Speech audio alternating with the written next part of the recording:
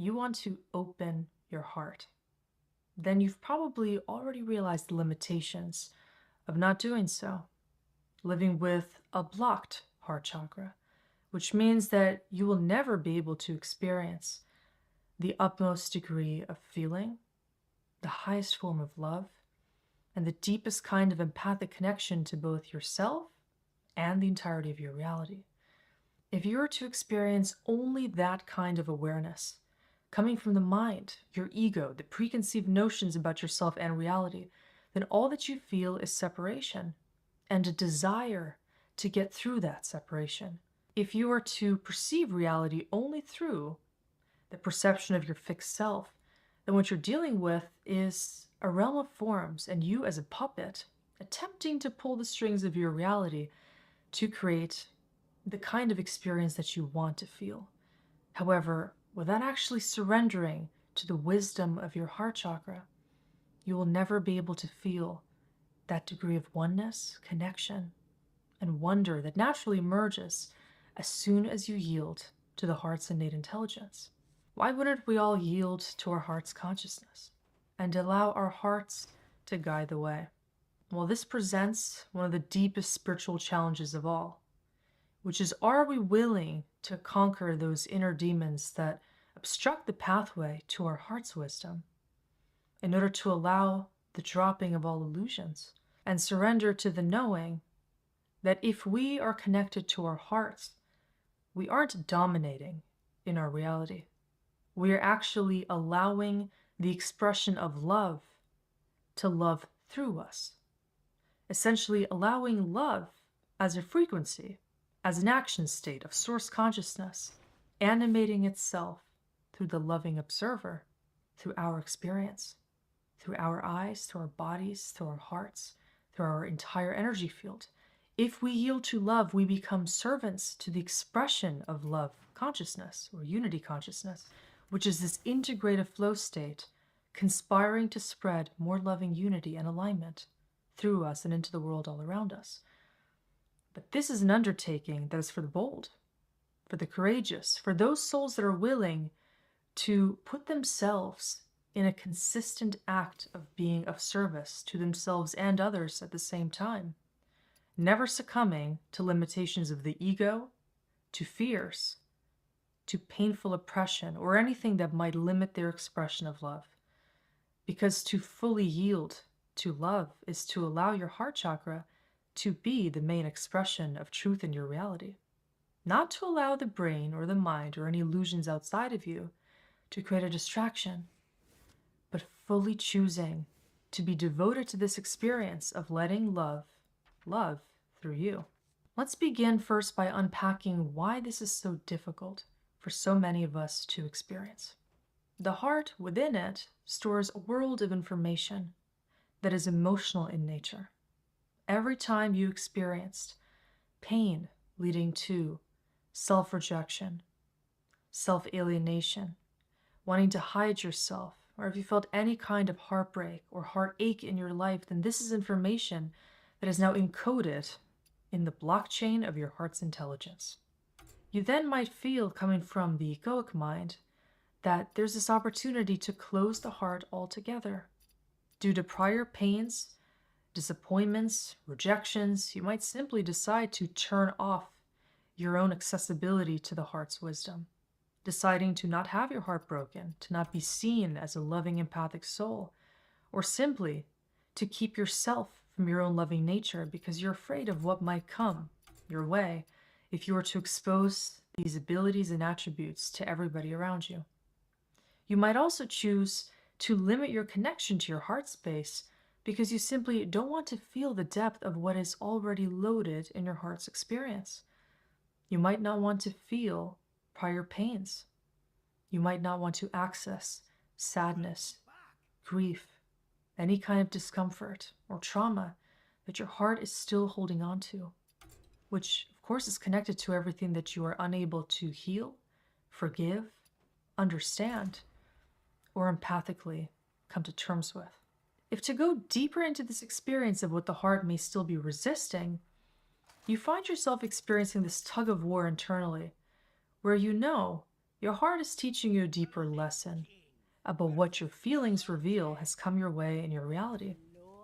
Everything that the heart experiences as painful resistance or oppression, what might feel like injustice that has been done to you, or things that you perceive are unjust in reality, are things that the heart is still trying to grapple with. And that's everything that your heart's wisdom is intelligently designed to help you overcome by choosing to actually stay in alignment with loving intention. Here's what I mean. If you feel that there is something in reality that you want to oppose because that brought pain to your heart chakra, then the healing antidote is actually choosing to understand that pain is signaling what you can embody to no longer experience painful resistance, but rather acceptance of what created pain and what equally will allow you to transmute it.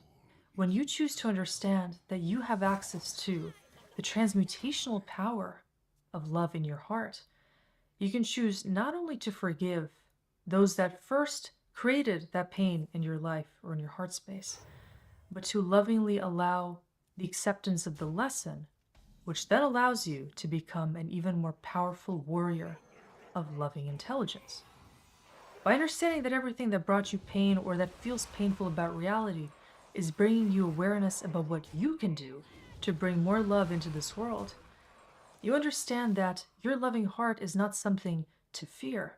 When you feel so deeply, you might think that that makes you weak or vulnerable or susceptible to danger. But the reality is, this comes down to what you choose to do with your depth of feeling and how you treat your feelings as they are. This brings us to a deeper question. What is the purpose of feelings in general, especially negative ones, which might feel like destabilizing signals that we must close our heart chakras and stay away from certain things that feel like threats or dangerous aspects of our reality? But what if, when we feel these things, we are actually experiencing the signals internally to do something about the pain, to choose a higher level strategy, to alchemizing it into strength, purpose, and wisdom?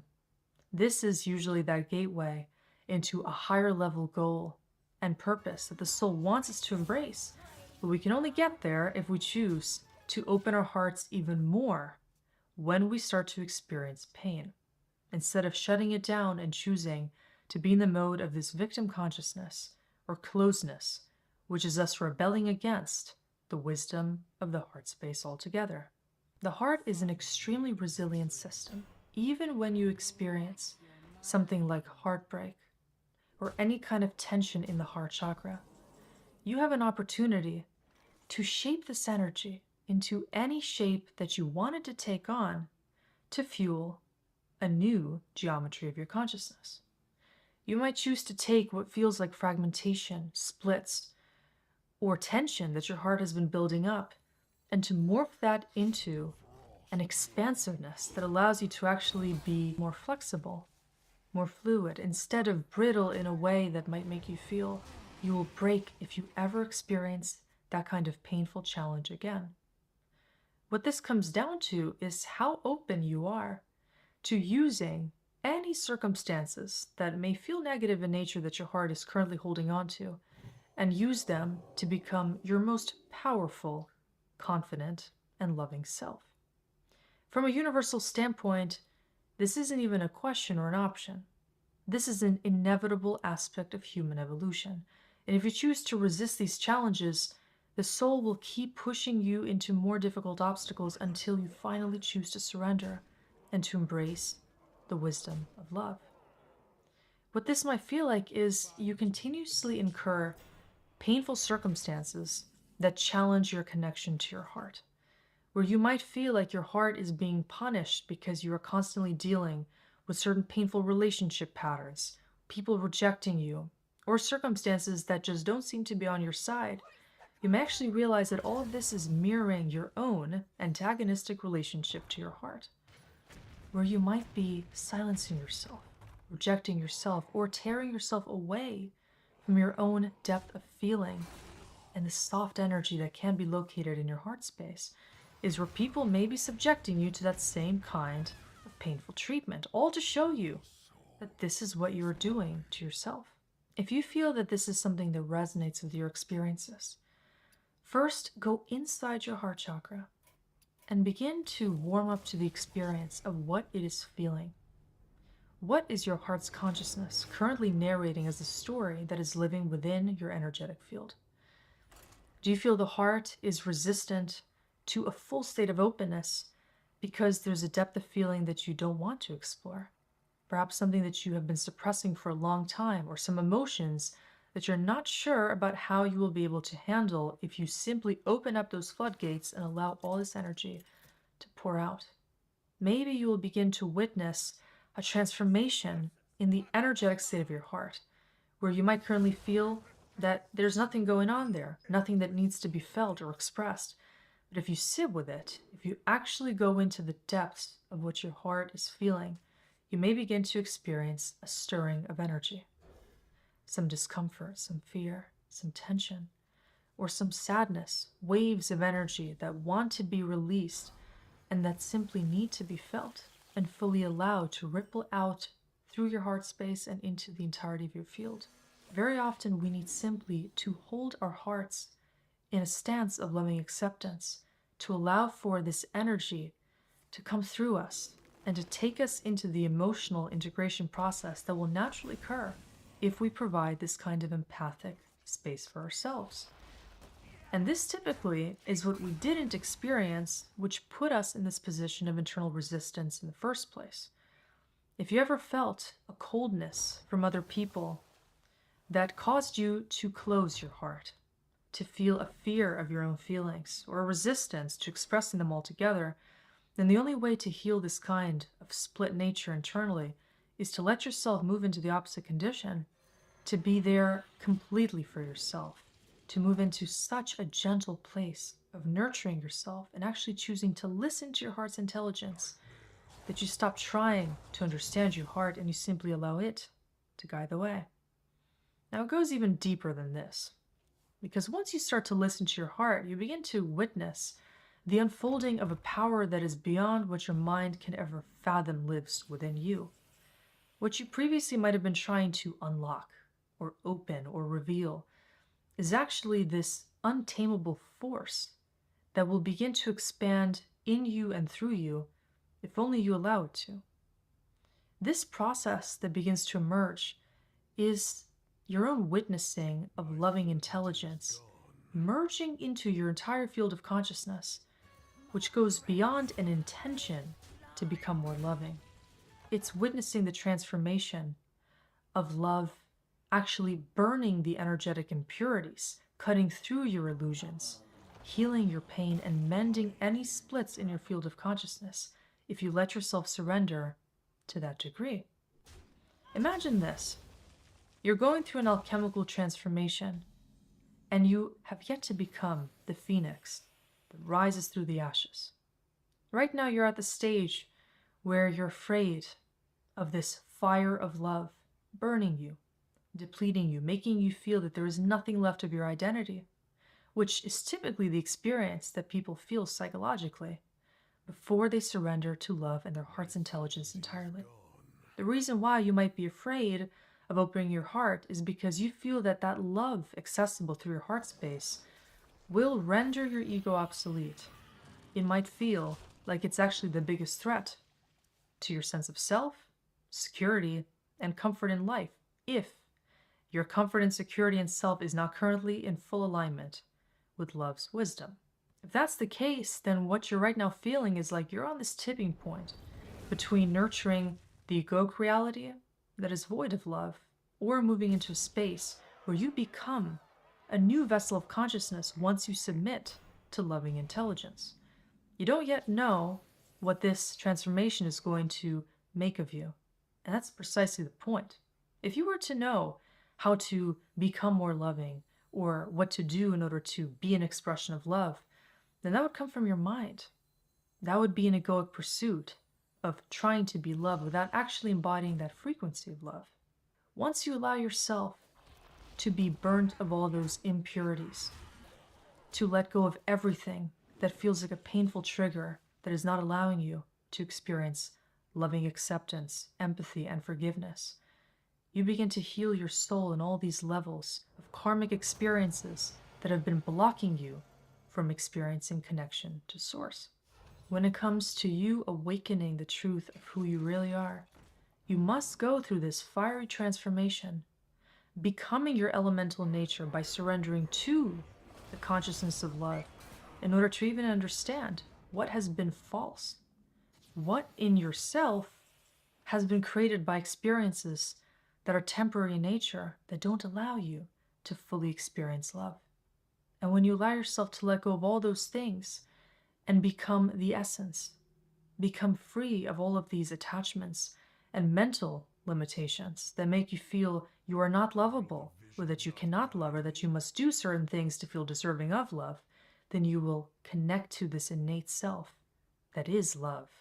And what that feels like, dissolving into the essence of love, feels like an experience beyond what your mind can possibly conjure up about what love is. Words can't describe this experience. It's a feeling of experiencing what is beyond even unconditional love, because that's the phase where you're still trying to reconcile the differences in reality. If you're at the stage of understanding and embodying unconditional love, then you're realizing that you can connect with the oneness in reality. You can find a way to lovingly bring things together, to experience an opposite in somebody else, and to hug that into a position of oneness internally. But what we're now describing is a level even beyond that, when you allow loving awareness to become the entirety of your identity. In order to fully grasp this depth of the experience, we have to first think about the nature of the self and awareness. What right now is your awareness encapsulating? Is your awareness embodying the energy of love, or is it still split? Are you looking for things to separate, to discriminate against? Are you trying to find ways to maintain opposition, judgment, fear, hatred, polarization, resistance, anger, or aggression in life? Or are you actually looking to witness the unfolding of more love all around you? Are you looking to find more beauty, more gratitude, more grace, evidence of source consciousness all around you by choosing to be the animation of loving consciousness? And actually, when it comes to embodying this, we don't even think our way there. We allow ourselves to become that phoenix, holding space for a transformation so profound that at some point, we don't even think that we are the observer. There's no more individual I that is doing the observation. You can allow yourself to experiment with what it's like to let love or God observe through you. So let's imagine what that would look and feel like. You can, as an experiment, move yourself into a space of isolating the identity and moving into pure awareness. What does that look and feel like? If source consciousness were perceiving reality through you, how would your experience evolve? How much more gentle, relaxed, present, grounded, and centered would you become if you had to take notice of all the details, and if you had to be the space, the observation, and the observer all at once? If you were to move into such a position of unity that you were simultaneously all parts of the living creation. First of all, what that would feel like is a fountain of emotion. You would become all these parts of your reality, realizing simultaneously that you are everything and nothing at the same time. You're able to feel the things that others are feeling. You're able to understand the backbone of experience is emotional in nature, and you feel everything on the vibrational plane, no longer trying to understand things mentally, but naturally feeling them as a part of you, because you are in that mode, the substance of all existence. So if this feels overwhelming to even consider, I'm not surprised. This is why most people choose to not be in the mode of love. Most people think that in order to experience a healthy sense of self, you need to be isolated from the loving experience. You need to be able to set these resolute boundaries, hold space only for yourself, and to sometimes tolerate other people's feelings and different emotional experiences when you want to do so. But that might just be one of the major limitations that people embed into themselves in order to prevent spiritual transcendence. If you're afraid of going all in and choosing to really love for the sake of loving, then you're afraid of giving yourself to the experience of becoming the steward of consciousness. You still think that you have a more specific purpose and role on this planet, when it comes to maintaining that separation, or you want to favor the intellect and rationale of your brain and logical mind over that of your heart. Well, that's a way of trying to prioritize ego over soul. That's also a way of trying to feel your importance comes from your individual ability to make sense of this reality, as opposed to yielding to the most integrative experience that you can possibly hold space for. What if this entire reality, though, with all of our different experiences, lessons, painful points, and karmic circumstances, what if all of this is happening just for us to feel the encouragement coming from the universe to surrender to that loving intelligence, which will naturally heal us? It will lift us higher into a space where we are lighter beings and we are channeling light and loving energy into this universal creation by understanding that everything really exists to tempt us to open our hearts. Everything is either instructing us on the joy of feeling deeply, passionately, openly, or feeling the splits and contrasts of this matrix when we choose to deny ourselves this loving intelligence. And while you may think of now many reasons why you should close your heart because you have felt that pain in the past, think of what happens if you choose to not heal it. Think of what your life will now feel like if you continue upon your journey with those tainted lenses of awareness. If you choose to not perceive loving possibilities, or if you choose to not entertain the deepest degree of love that you have already felt at some point in the past. Because we all have a certain barometer of love accessible to us if we think about the grand scheme of things. Either this is love that you already felt in your past and you now know will be sacrificed if you don't give yourself to that fullness and depth of embodiment again, or it's love that you know is out there and that can only be reached if you go out on a limb to fully experience it.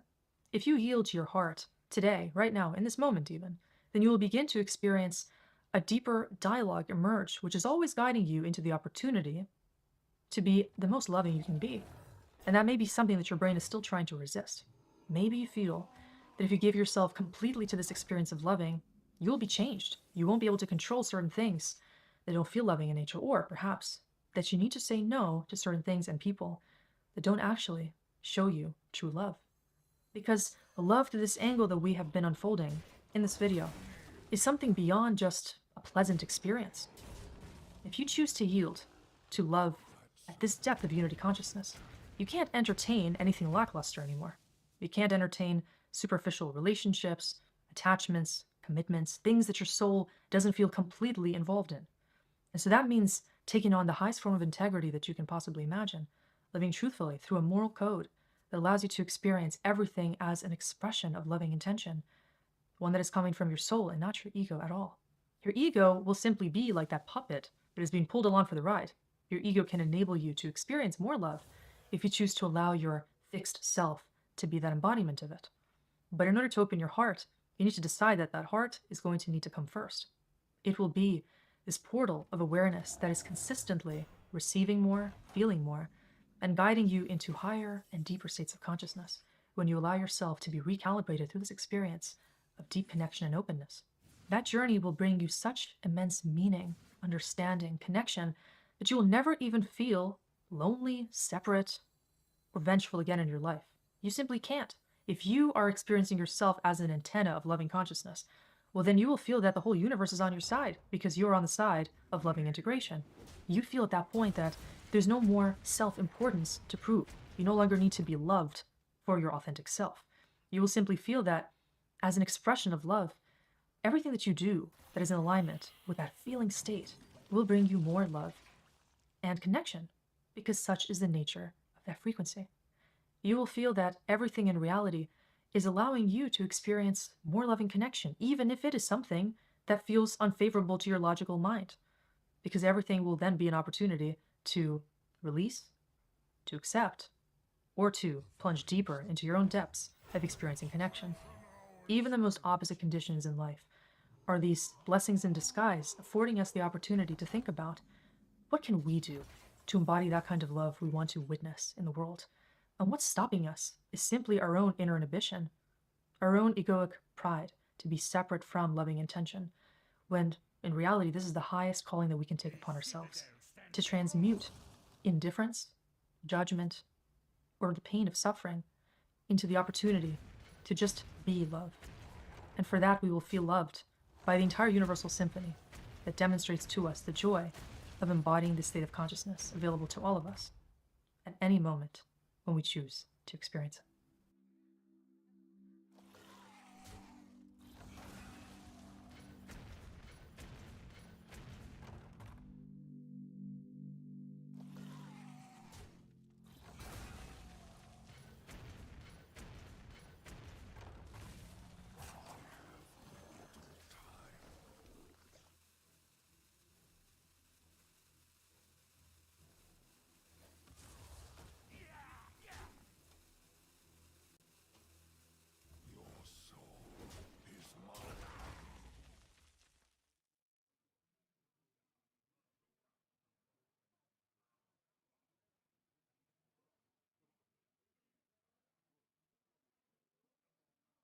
There are only a few dozen people in the entire world who sit at this table.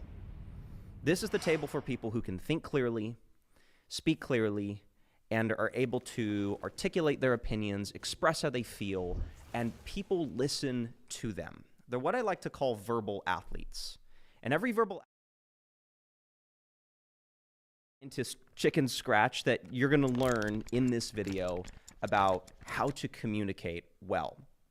In fact, if you want to achieve the articulacy of your favorite internet figure, whoever that may be, give yourself until the end of this video, because what you're about to learn is forever going to change the way that you speak for the rest of your life.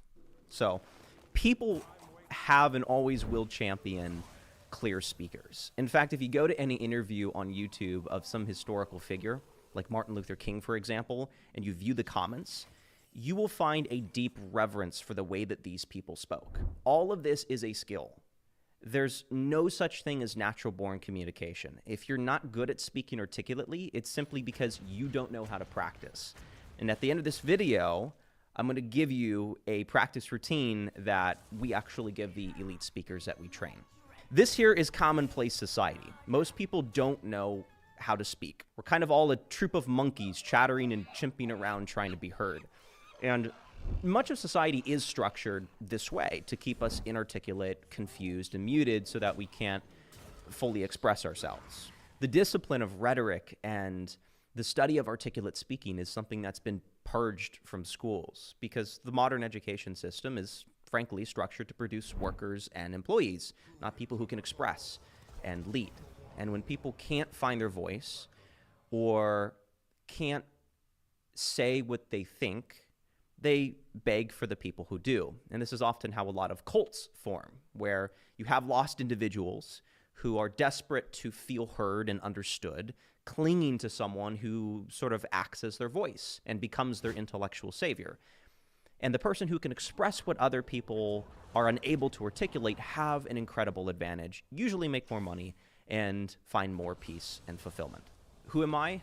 Some background on myself here. I run the communications company Nounce, where we train creators, executives, politicians, your influencer's favorite influencer, to speak like cultural icons. We've studied the speaking patterns of nearly every major thought leader influencing culture today and have developed a curriculum to help you speak like a cultural icon.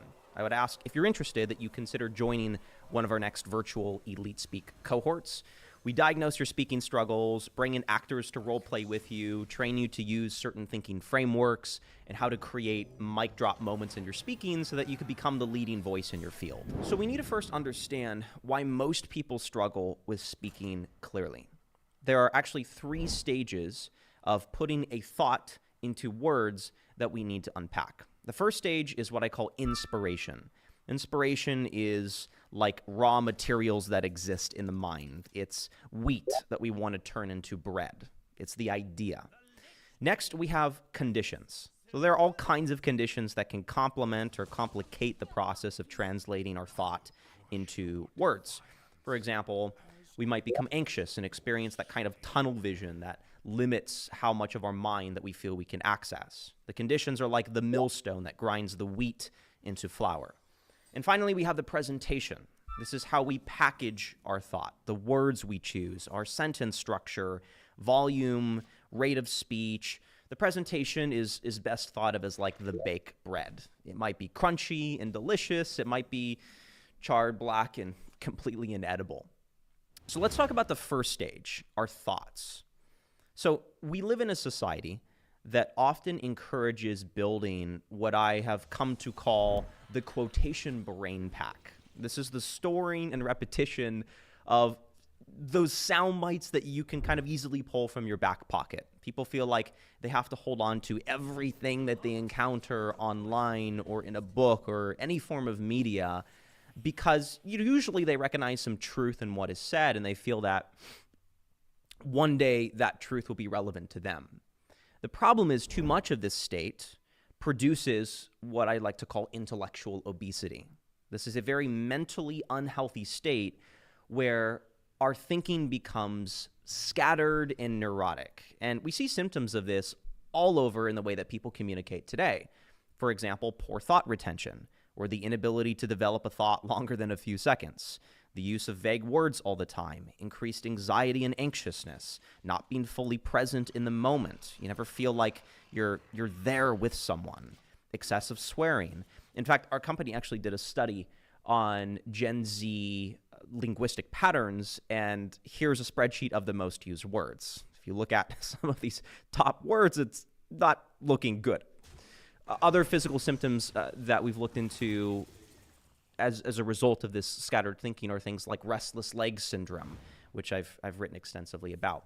Clear speech is the result of clear thinking. When our temple isn't sorted, our tongue isn't sorted. Write that down. You get that, I don't know, tattooed on your ankle or something, because it's going to be a very important theme throughout this course. I actually want to jump ahead really briefly and talk about presentation, our words.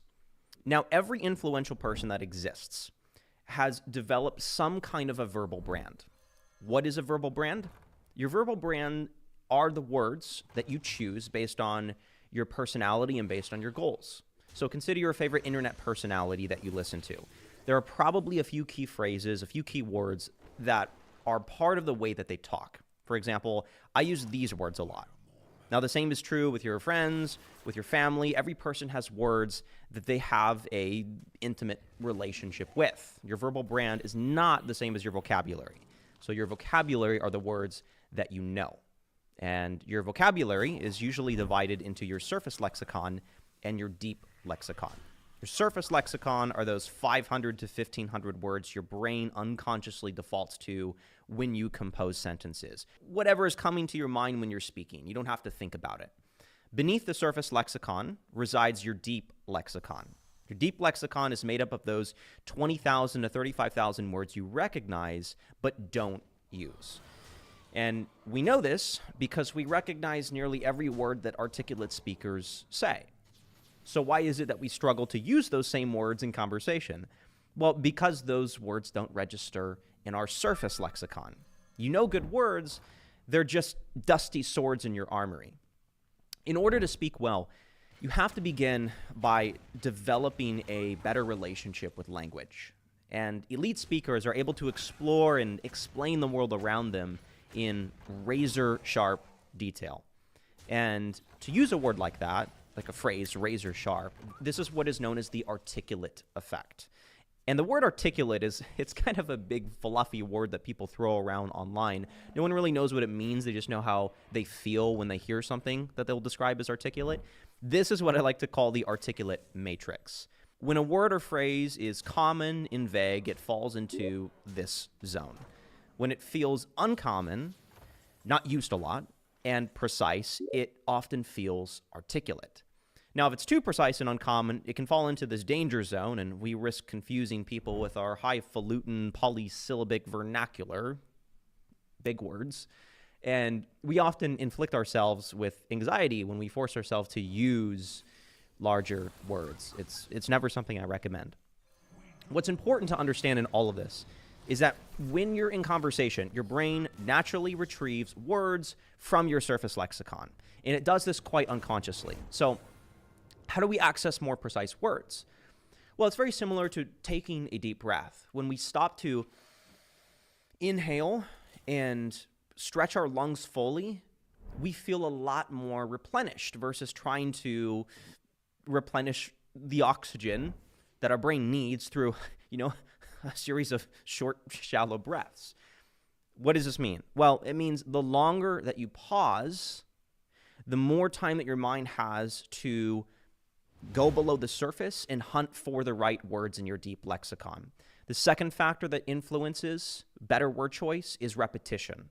The more you encounter a word, the higher it registers in your deep lexicon until usually it enters your surface lexicon and maybe actually becomes part of your verbal brand.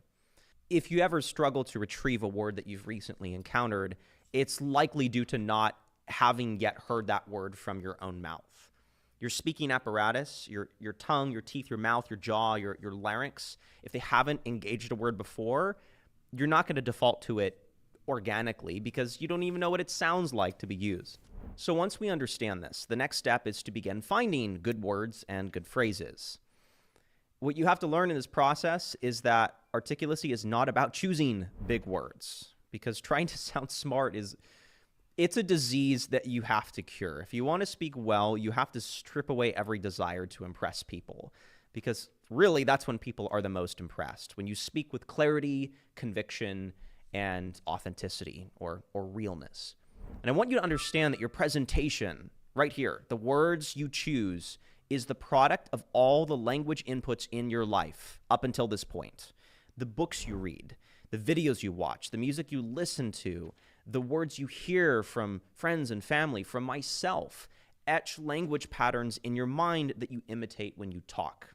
Your surface lexicon is the size that it is because you encounter those 500 to 1,500 words daily. And this is why elite speakers, the 1% of communicators, read profusely and talk profusely. It's because they're trying to create a fresh stream of language that is flowing and expanding and putting more words in their surface lexicon. So let's talk about this for a few minutes. Language inputs. The most obvious unregulated input in people's lives is music. Confucius, the Chinese philosopher, had once said, "From music I can tell what people are thinking, whether thoughts are corrupt or virtuous." And when we attempt to articulate an idea, our brain defaults to the packaging of that idea in the way that we've always heard it expressed. So think about the most popular phrases in society's lexicon. Here's some examples. Most of these are shaped by the music that society listens to.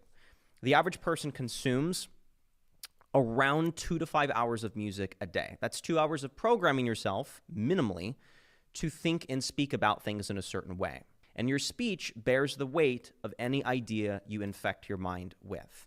This is true with all kinds of input. This is why, by the way, unregulated social media usage can very quickly poison someone's clarity of thought, because social media naturally amplifies vague and poorly worded ideas to appeal to the lowest common denominator. And none of this is helped by the fact that those who master technology earlier are usually younger people.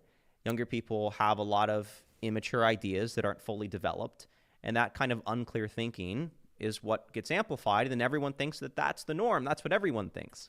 So I want to underscore this point. The leading contributor to unclear speaking is not having good sources of clear language.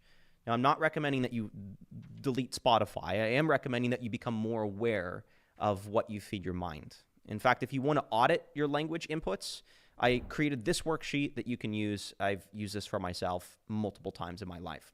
What I recommend doing is creating a good language diet that consists of nutritious words and phrases. So for example, one of the things I did for myself was create an audio file that includes the most impactful phrases that have given me a good bedrock of language to build upon. Actually, if you want my personal file, I'll just link it below. I recommend listening to something like this once a day. I just read it out in my own voice while looking at the transcript right next to it. We actually find that this practice is something that is a part of nearly every articulate speaker in history. Not the audio file, but they called it keeping a commonplace book, which was a repository of all words and phrases they wanted to use in their speeches and in their conversation. We find that most articulate answers and artistic word choices that we hear, in those short form clips that we see everywhere, those stem from commonplace books. In fact, one of my favorite speakers, the screenwriter Rod Serling, once said in an interview, "We're developing a new citizenry, one that will be very selective about cereals and automobiles, but won't be able to think." And I used to think, when I heard that phrase, how can someone jump from cereal to automobiles within the span of a second? Like, my mind could never fathom being so resourceful with words. And that was until I stumbled upon that same phrase, cereal and automobiles, in Serling's writing, his speeches, and other interviews that he did. And it was also in his commonplace book, or what Serling called his writer's diary. So what we understand is that these verbal gymnastics that we hear others say is just the result of good documentation of the language that they find interesting. So start becoming a collector of excellent language. If you want to know where to start, here's a collection of some articulate books, speeches, and movies that you can begin mining. And when you do this, your aim should be to find resonant words and phrases, words that resonate with you and mean something. Perhaps you like the imagery of the phrase, or the rhythm of how it sounded, or the emotion. So let me quickly show you a real example of what collecting articulate language looks like. So last night, actually, I was watching this interview with the psychologist Jonathan Haidt, and I was listening to this video here, and I encountered him at one point using the phrase intellectual heritage. Now, when I heard that phrase, my mind immediately thought, that's a cool phrase. I want to use it. So what did I do? Well, I added it to my commonplace book here under the creative phrases category. And this is what elite speakers do. In fact, I think it was Martin Luther King who would frequently use phrases like cosmic significance was one, rabble-rousers and agitators, depths and dimensions of the problem. Someone like Thomas Jefferson used to say human life and happiness and the machine of man. Muhammad Ali would say my style, stamina, and system. All of these sort of intelligent phrases and expressions we hear from elite communicators, these aren't things they're just generating on the fly. They are pre-assembled in advance. One of the most important sections of a commonplace book is understanding the power of thought wrappers. So what are thought wrappers? These are short, creative expressions that help introduce the substance of our thought.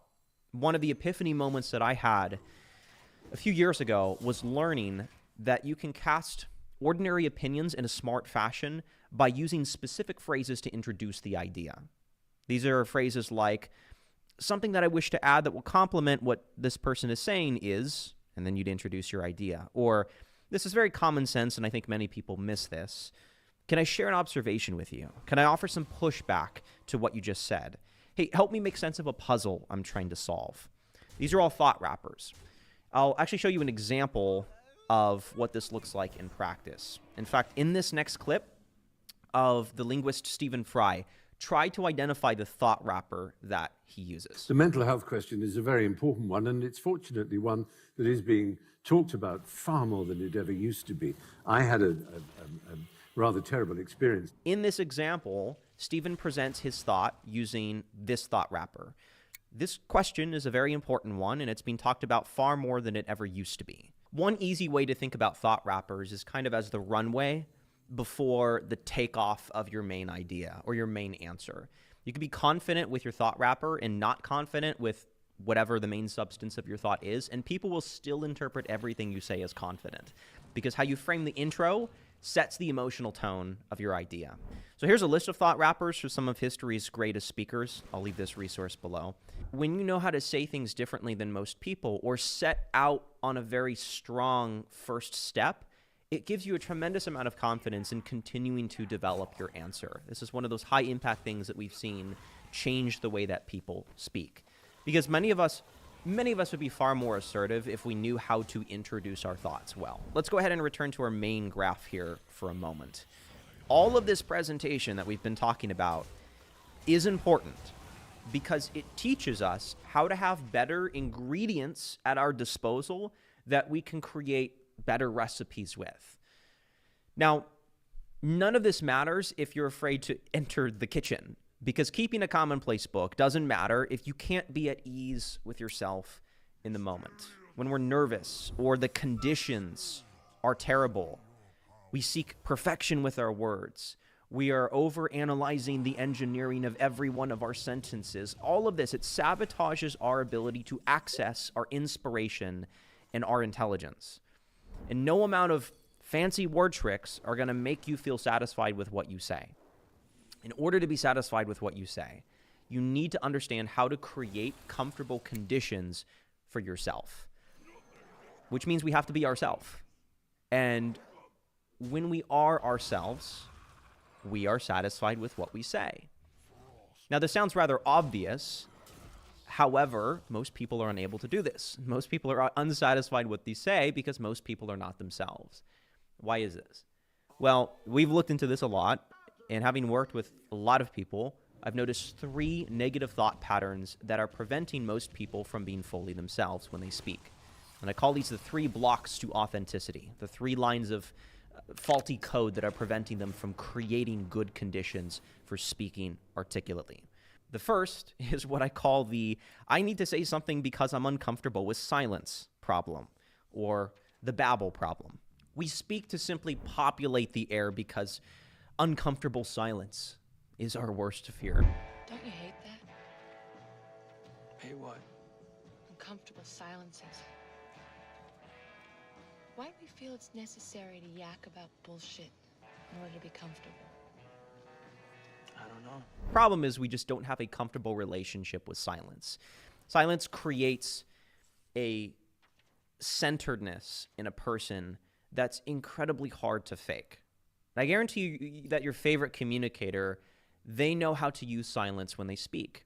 And it's not the kind of like fake pausing where we pause before we speak and all that happens is our mind is racing. I've got to use this time to come up with something intelligent to say. The longer I wait, the more people expect me to drop some revolutionary mic drop quote.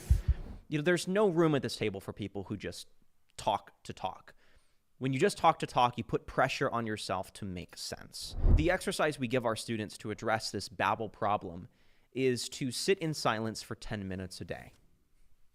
Wild, right? You have to go somewhere quiet where you can sit and just settle your thoughts. And this is the perfect antidote to this problem we discussed earlier of intellectual obesity, where we have a world that focuses a lot on external things, right? The social media is very external. And learning to command silence allows you to explore that inner world.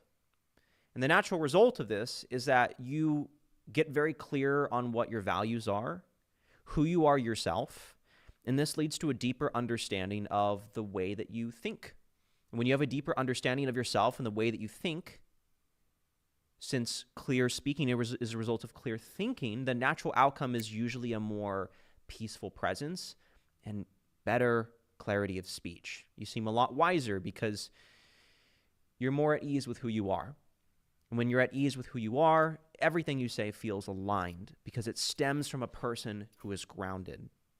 And this is true for most of those who have a seat at this communication table. There's a direct correlation to how much of your truth that you share and how satisfied you are with what you say. The problem is we have a lot of people in society saying what they think others want to hear, but not what they themselves feel.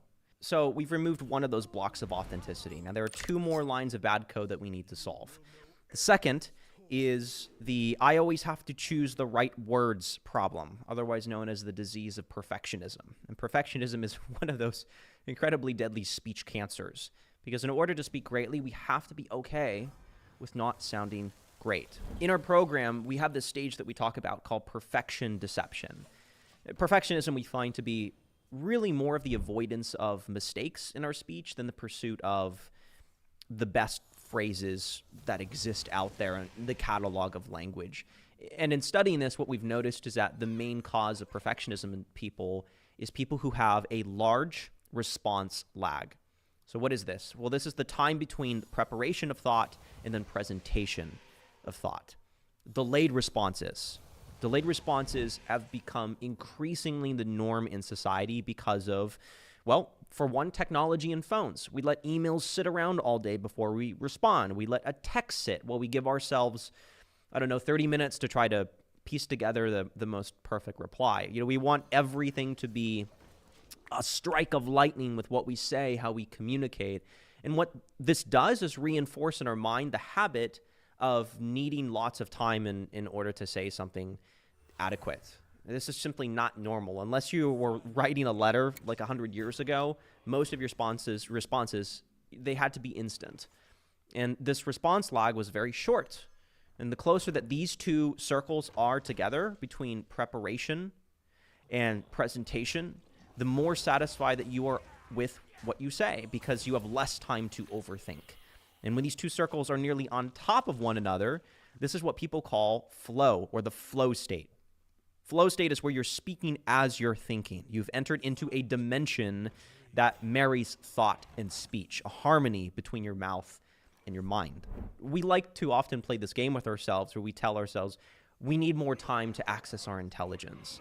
And because you've told yourself that you can only produce a great reply after you sit for 30 minutes under a tree with an iced tea and a massage chair, like that's become true. That's become the norm. And this is the biggest harm, actually, of not socializing, of not speaking to people, is you are not practicing reducing that response lag. When you're exposed to more situations where you don't have a lot of time to think about what you say, you shrink that response lag, and that's what you need to do in order to battle perfectionism. With verbal communication, you are only as good as what you can come up with in the moment. So what do? Well, we have to force ourselves to respond without hesitation. Now, will you say imperfect things? Of course. The analogy that I often use is imagining a running faucet of water. The water represents your thoughts. The dirty water begins to flow out initially when you turn on the tap. And the more that you open the tap, the cleaner the flow of water becomes. Now, if you never open the faucet because you're scared of muddy water, you're never going to access the pure flow and never be refreshed. You have to force yourself to say thoughts out loud as you think about them. And what's going to happen is you'll stand out automatically because most people have 1,000 layers of filtering. The more time that you give yourself to overthink, the more you will focus on trying to engineer the perfect delivery. When you give yourself enough time to be perfect, of course, you won't be, because it's in the freedom to say anything that you end up saying something great. Let's move to the third block of authenticity. And this is what I call the what if I don't know what to say, or the edge of the map problem. What happens if I reach somehow the edge of the conversation? What will happen if I don't know what to say? Well, let's play this through. You might be uncomfortable. You'll probably sit in silence. You fear being embarrassed or looking less than. What if this person thinks I'm stupid because I can't say anything intelligent? Those kinds of thoughts. And so as long as you continue to avoid that embarrassment or that social humiliation, you always will be caught in a trap of needing to plan your next thought. I once did this in a relationship, which caused me to never be fully present in the moment. I was always planning ahead with my thinking. And this is natural for us. It's natural for our brain to want to plan ahead because our brain does not want to be placed in territories that you haven't mastered or that you can't control. And that perspective just does not lead to a lot of confidence in conversation because you only become as good as your ability to follow the script. And what we see with 1% communicators is a flexibility and adventurousness with speaking. They understand that they actually always do have a map with them. What is that map? Well, it's their current emotional state and the ability to express how they feel in the moment. If I'm being honest, right now, I didn't plan content here. I don't quite know what to say in this section, but that's me being authentic, right? Authenticity is not the same thing as perfectionism. Authenticity is being human. It's being imperfect. And humans connect with other humans. So much of us, we like to limit ourselves by what we can memorize. And then when we throw away the paper, we see who you really are. One of the most helpful exercises we've taken our students through is to write a list of everything that they don't like about the way that they communicate. And then what we do is we usually role play those worst case scenarios and build out challenges around them. But what you'll find is even writing it out, there's a tremendous amount of relief in putting all of your discomfort about the way that you sound and the way that you talk on paper. It is, I always like to use this analogy of it's taking a flashlight and shining it into that black box that we all carry around. And when you know what's inside, it's no longer a dark mystery that weighs on you. And that knowledge, it impacts how much at ease you are when you speak. Now, this is a great segue into one of the most important parts of this course, which is that we achieve a clear understanding of ourselves and we achieve clarity of thought and therefore become more articulate when we engage in consistent output. Now, output can be writing, it can be conversations, it can be recording, videos, voice notes. The modern media world likes to dictate that we should have all of these clear answers every time we speak. We see people online speaking these mic drop moments, all the short clips of people spraying wisdom, and we feel like we should be able to do the same in some regard. And we forget that most of us haven't been provided that amount of output opportunities to figure out what we think. Something that is well worded that you hear is the product of a lot of thinking and a lot of output. Usually a lot more output than you think. One of the things our company did was study the high impact activities that help people achieve clarity in their thinking. And we developed an exercise called essence writing. So here's how it works. Open up a note document or Google Doc And every night before bed, set a timer for 5 minutes, and you're going to pick a topic you struggle to articulate and just start writing about it in 3 stages. You're going to do this in 100 words, in 50 words, and then in 25 words. You can use a word counter to track the word count, or just use this Google template, and it'll be linked below this video. What this does, writing out your thought in 3 sections, is it trains yourself to develop an internal compass of what a lean, clear answer feels like. So here's an example of something that I was writing last night. Never mind the topic here. Essence writing is all about taking that archaeological brush and brushing off the layers of dust to reveal the bones of your thought. And when you do this multiple times, slowly you begin to find a connection between different ideas, and this builds a skeleton of the world that makes sense, that you can articulate when you speak. Now, it doesn't mean that it's right, doesn't mean that your understanding of everything is right, but it does mean that you understand it and can explain it. And this is what we describe as a bulletproof, golden-tongued speaker. And there are, in my mind, only 5 people in the world who are at this level, who have refined their thinking through a tremendous amount of output. Okay, so output produces clarity. What is clarity? Well, clarity oftentimes is simplicity. And the opposite is true. Anxiety is complexity. Elite speakers have eliminated complexity from their manner of speaking. There's a simplicity to their sentences.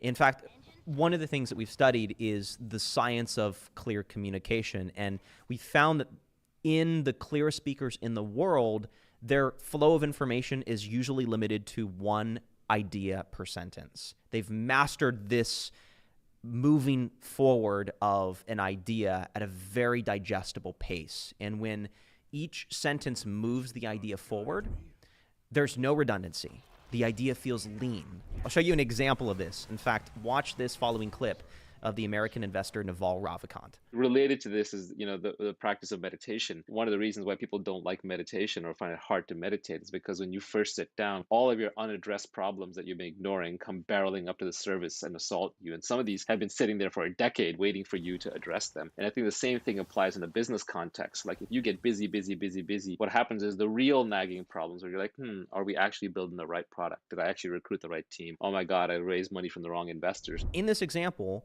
notice how each sentence introduces a new point and develops the main idea. There's no redundancy. The information is lean. There are no hazy, vague points that take 3 sentences to unpack. And this is because Naval actually practices a form of essence writing. He does this in the form of tweets. I tweet a lot, so Twitter forces me to gather my thoughts in 140 characters. Right? Exactly. In fact, he has a rule where he doesn't speak about things that he hasn't first written about. The clarity of a philosopher like this begins with getting your mind's inner contents outside. So in these final few minutes together, what I want to do is give you a few practices that you can start today to instantly enrich your speaking. The first is to reduce erosion tags. Erosion tags are weak phrases that we often tag to the end of our sentences that taper off the discussion. They whittle away at our confidence. These are phrases like, and yeah, that's my opinion. So yeah, that's kind of what I think. That's what I got. And yeah, what these phrases do is introduce a lot of insecurity and uncertainty into our speech. But that's just my opinion. Do you see how a weak ending can undermine the integrity of your entire idea? There's a phrase I like to use. A few careless words can erode a great many careful ones.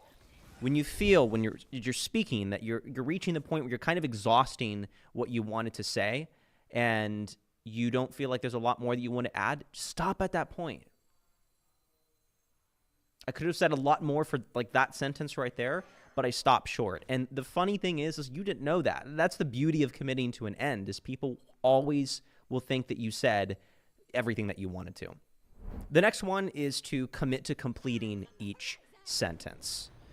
The lack of direction in our speaking, the winding, sort of scattered nature of a lot of our thoughts, is actually the result of us giving ourselves permission to abandon a sentence every single time our starting words are poor. In fact, if you develop the practice of forcing yourself to work with the words you've spoken aloud, what you do is you improve your mind's verbal agility with words, and you realize that you can kind of make anything work. The next technique, keep your mouth closed until you've defined your starting words.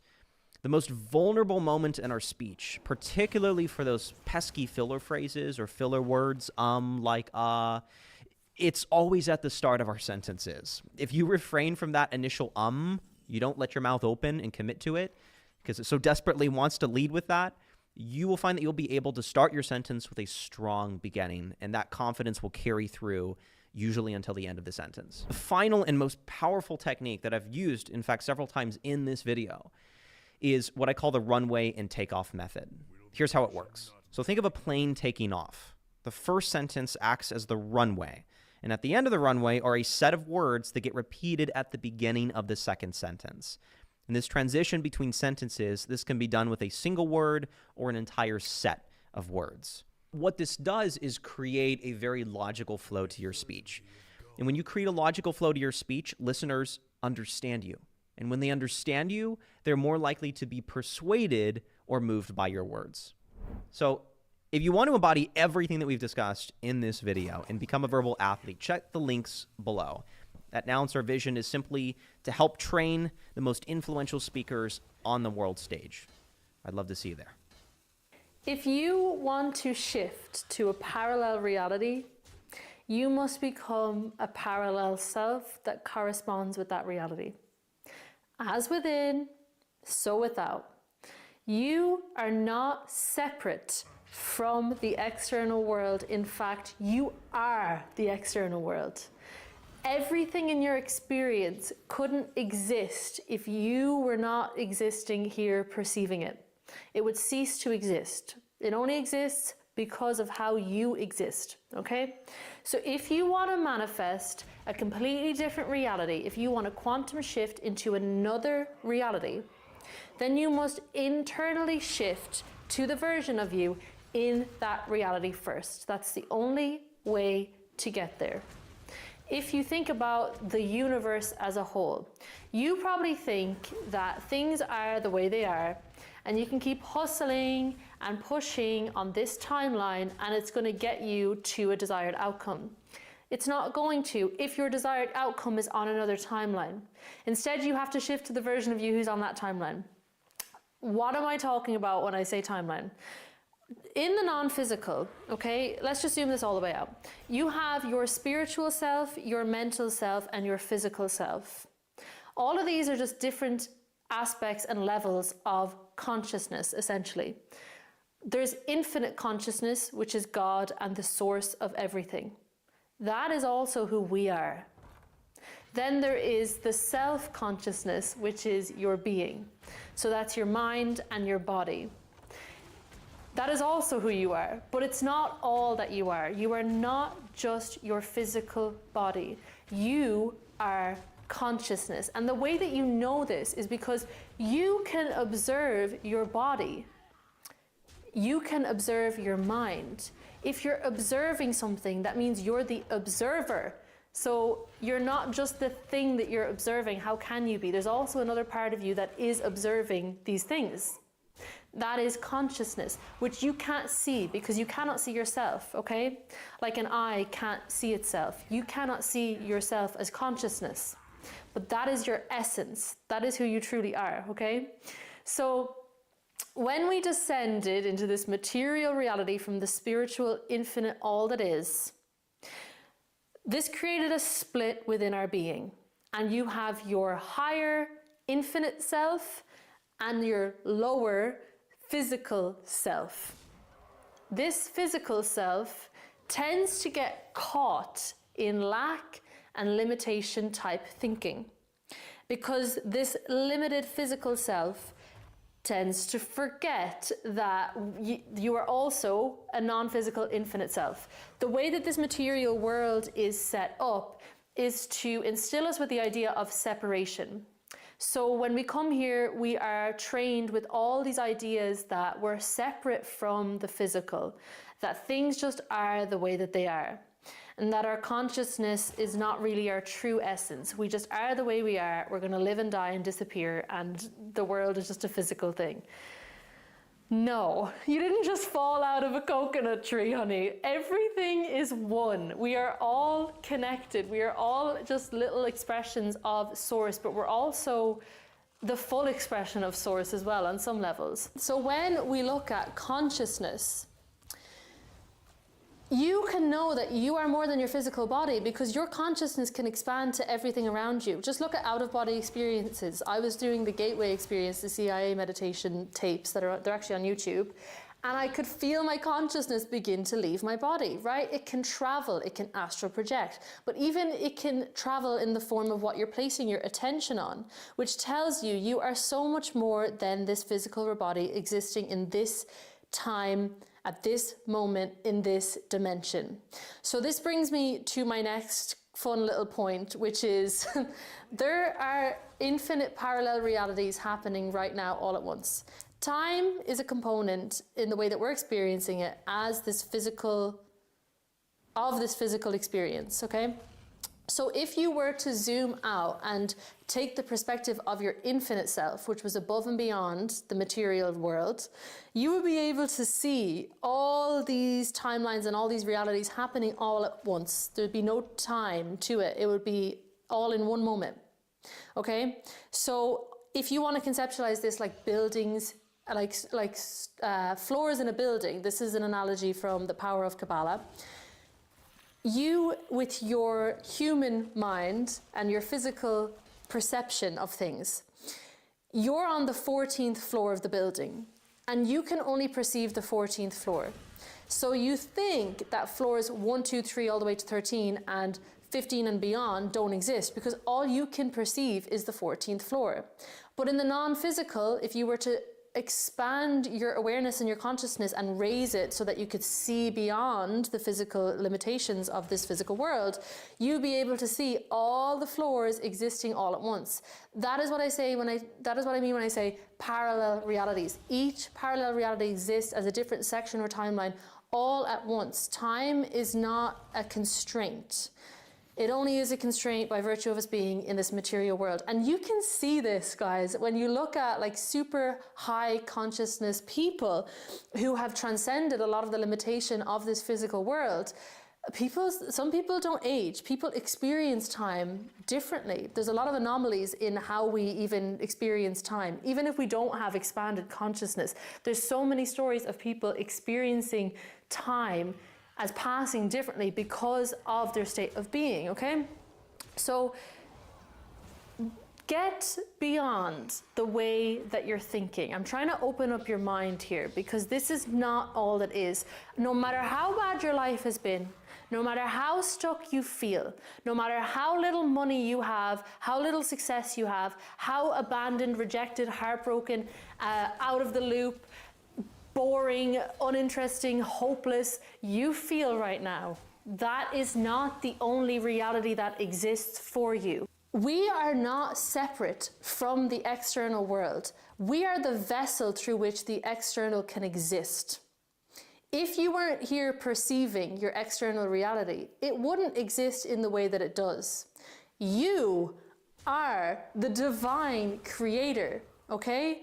Christ exists within you. God exists within you, and God is the ultimate creator. So this is all of these things line up. Science, religion, everything, we're all on the same page.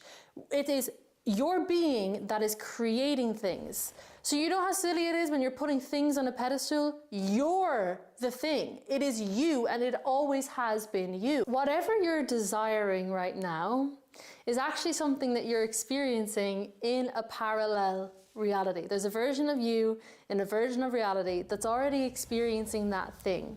You couldn't desire something unless you've already experienced it, okay? Like a double cheeseburger from McDonald's. You wouldn't crave a double cheeseburger unless you specifically tasted that specific double cheeseburger, then you get that specific craving. You wouldn't know what to crave. So the fact that you are desiring something is a very positive sign because it means you have the potential to experience it. Otherwise, it would never even cross your mind. So it's time to start really opening up your energy and your perception and realizing that you're not desiring things for no reason. You're desiring them because you can experience them, because there is a version of you right now experiencing it already. And all you have to do is become that version, and that thing will become yours.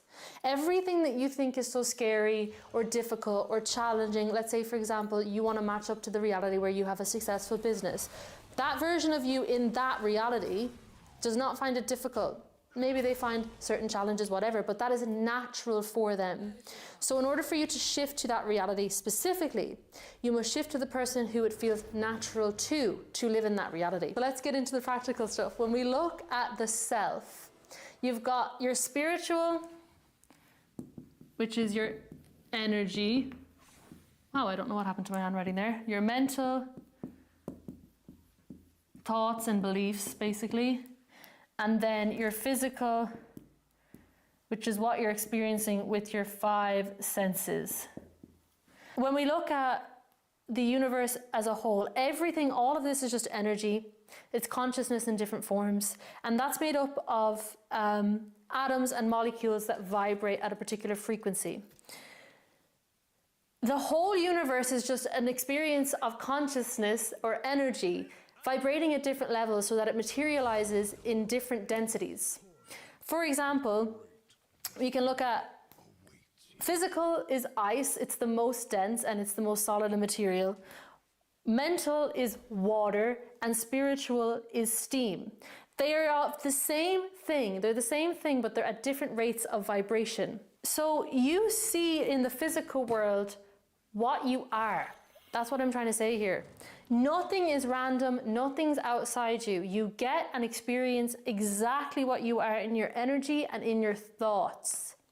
That is what materializes things to you. That is what you will experience physically.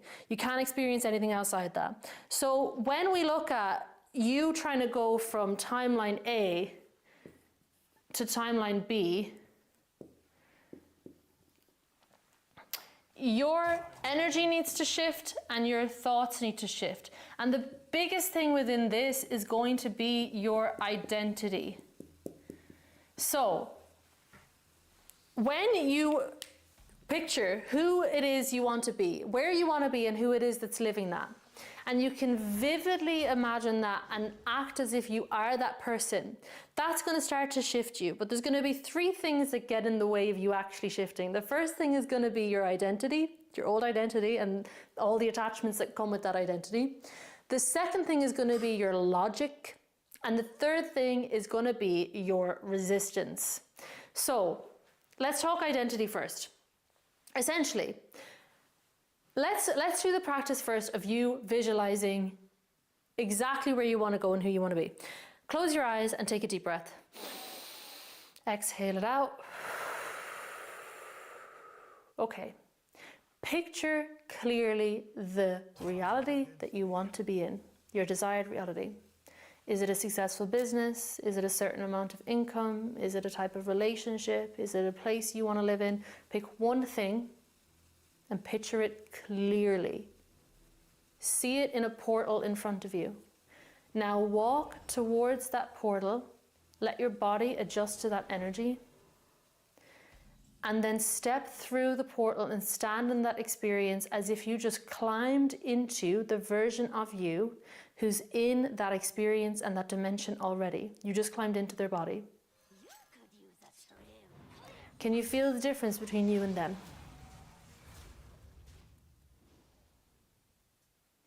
Okay, this is the energy that you must become. This is the identity that you must become. Whatever you're feeling, standing in this version of you, that is who you must be. And immediately I know what's going to happen. Your logic is going to come in and tell you, you can't do it. It's going to tell you it's not possible. Well, let me tell you something.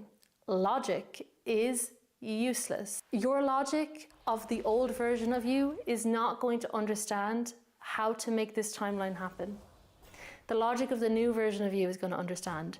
So there is no use in believing or feeding into any logic that's coming from the old version. They have no answers for you. They're not going to know. All you have to rely on is your imagination, your intuition, your creativity. And you must keep reminding yourself that you are the creator. Everything exists because of you. So you don't need to figure out how or look outside you for evidence. That is redundant. It's a waste of your energy. You're giving your energy and power away when you do that, and you feed into logic and evidence and how and what and where and when, wasting your energy and your creative force. All that matters is that you're creating it within. That will overcome any physical block or circumstance or anything in front of you. Even when we look at the brain, we've got the right hemisphere and the left hemisphere. And there's a story in the Bible where the disciples cast the net to the left side of the boat, which is the logic left hemisphere side of the brain, and they drew up no fish. And Jesus said, cast your nets to the right, and they drew up so much fish they actually couldn't pull the net up. The right hemisphere of the brain is your Christ consciousness. It's where you are closest to your infinite self. It's where your creative power is. Your left hemisphere is rooted in your physical external world and your survival. You don't need to worry about that when you're trying to shift to a whole new timeline.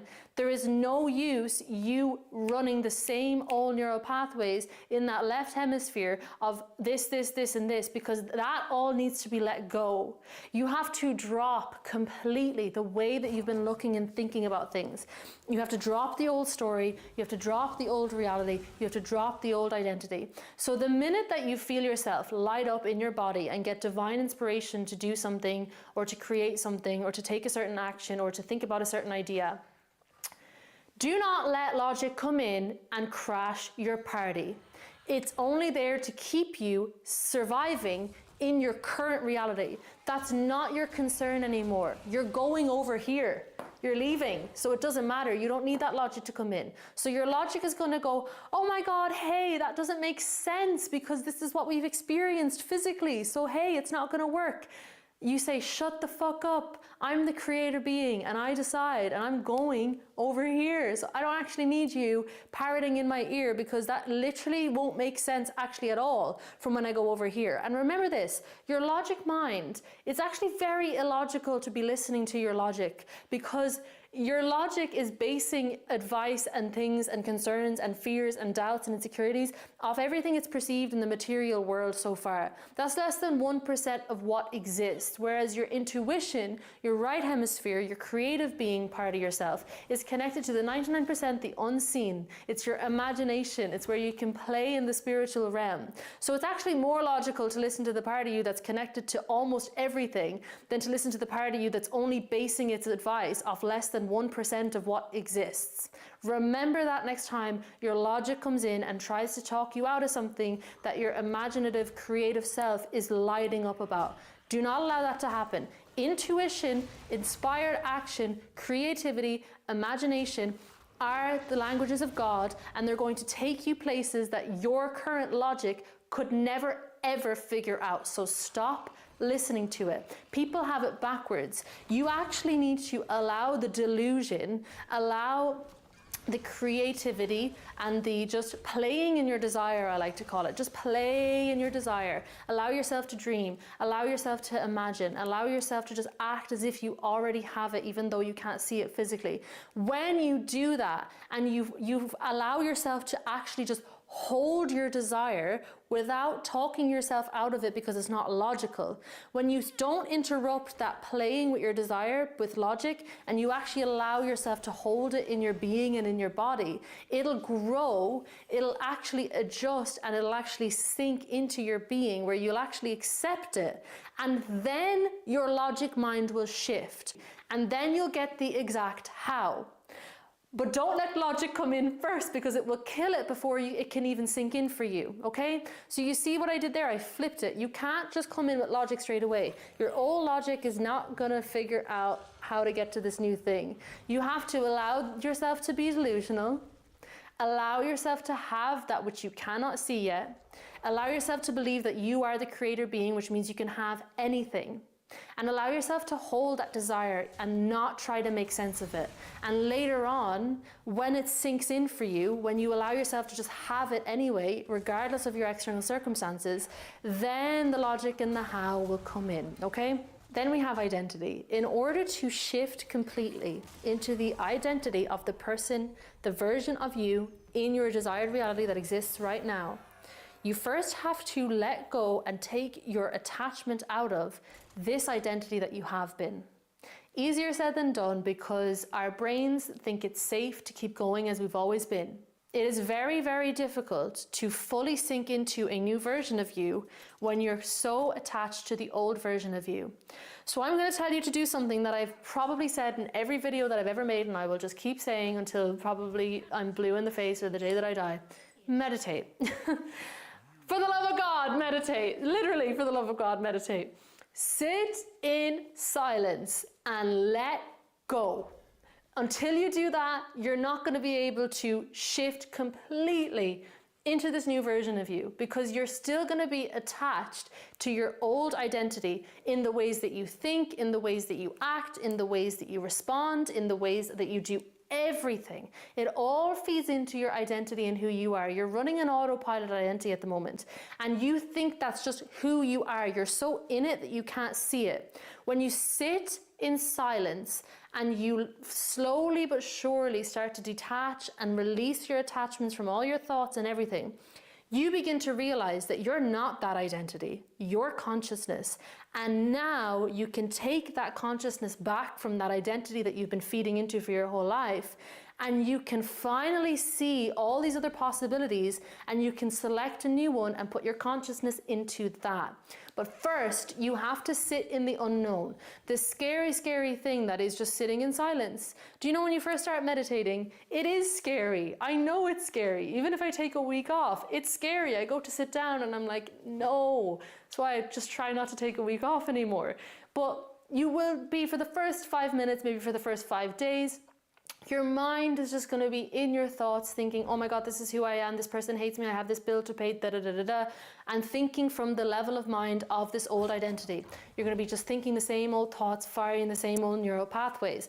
But after some time, slowly but surely, the observer consciousness gets stronger, and you're able to lean back into that and come out of this identity self, this lower level self, playing this version of reality, and you're finally able to see, I am not that thought, and I am not just that identity. It's just an identity that I've been playing that's been having those thoughts, but it's not who I am. I'm the observer. And that's when you get your power back. So that's how you shift identities. You can do a lot of assisting work with, you know, journaling or taking certain actions, whatever, and that can help you shift into another identity. However, if you don't take that first step and just sit back and become an observer again of your thoughts, you're never going to realize that you're separate. You're never going to actually be able to see yourself as beyond how you have been. So you won't be able to align with a new self. So sit down every day for 10 minutes in silence, and your whole life will change. Right, last point, because this is getting kind of long. Resist. Guys, I did quantum shift last week, and it was so powerful. I've never felt a click like that before. I did the practice similar we did a minute ago, where I visualized the portal I stepped through, and I did it for a little bit longer, and it was super intense, and I felt a massive shift. And then it was followed by a lot of challenges and internal blockers. Let me tell you something. When you demand something, when you make an energetic shift, when you make an identity shift, when you tap into a new version of you in a new reality, and you really focus on having and holding that state of being and having that be real for you, things are going to start shifting in your external world really fast. But they're going to shift in ways that you don't expect, okay? And this is the part where people fail. This is where the whole thing is going to fall apart for you if you don't pay attention. So when you ask for something and you do the work properly and you really shift and you feel and you say, I allow myself to have it, and you allow yourself feeling like you have it, like the practice we just did, it is going to create an energetic shift, and it's going to be very strong if you do it properly. Then things are going to start happening, but it's never going to be in the way that you expect. It's never, ever, ever going to be in the way that you expect. What's going to happen is it's going to unfold in a way where it's going to align your energy and thoughts to then correspond with the physical experience that you have been aligning with, okay? So you essentially really, it's on a grand scale, you're going to be doing a lot of the legwork in terms of this and this, right? That's kind of within your wheelhouse. When you do this exercise where you're imagining stepping through the portal and just being that version and how they feel, these things are going to become clear. Like, how do I show up? What beliefs could I change? So those are your physical and your mental. But on an energetic level, you could have massive traumas or emotional blockages that are internal in your energy being that are preventing you from resonating and corresponding with your desired reality. The version of you that's in your parallel desired reality does not house the same unconscious parts, traumas, triggers, and emotions that this version of you does. So when you do this shift, and you embody this energy, you're going to come out of the practice and you're going to go about your day and you're going to have shit thrown at you more than likely if you have stuff in your energy field that needs to go, that is going to clear that stuff from your energy field. And this may look like your shadow getting triggered. More than likely, I'm not trying to manifest something for you, but if you've got unresolved trauma that doesn't correspond with where you're trying to go, you best believe things are going to happen to trigger that trauma so you can clear it, so you can go over there, okay? And you're going to fail if you don't realize that this is all part of the plan. People fail when they think, oh my God, this is so bad, and they get lost in the trigger.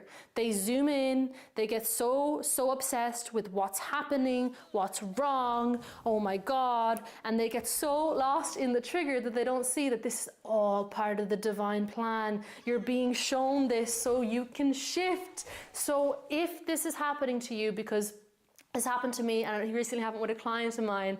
We both did a similar quantum shift thing at the same time, and immediately after she said, hey, my deepest fears are coming up, and I was like, yeah girl, same, literally the worst week ever, because I was in my core traumas. But that's because this is such a massive shift for me, that these big massive blockages had to go.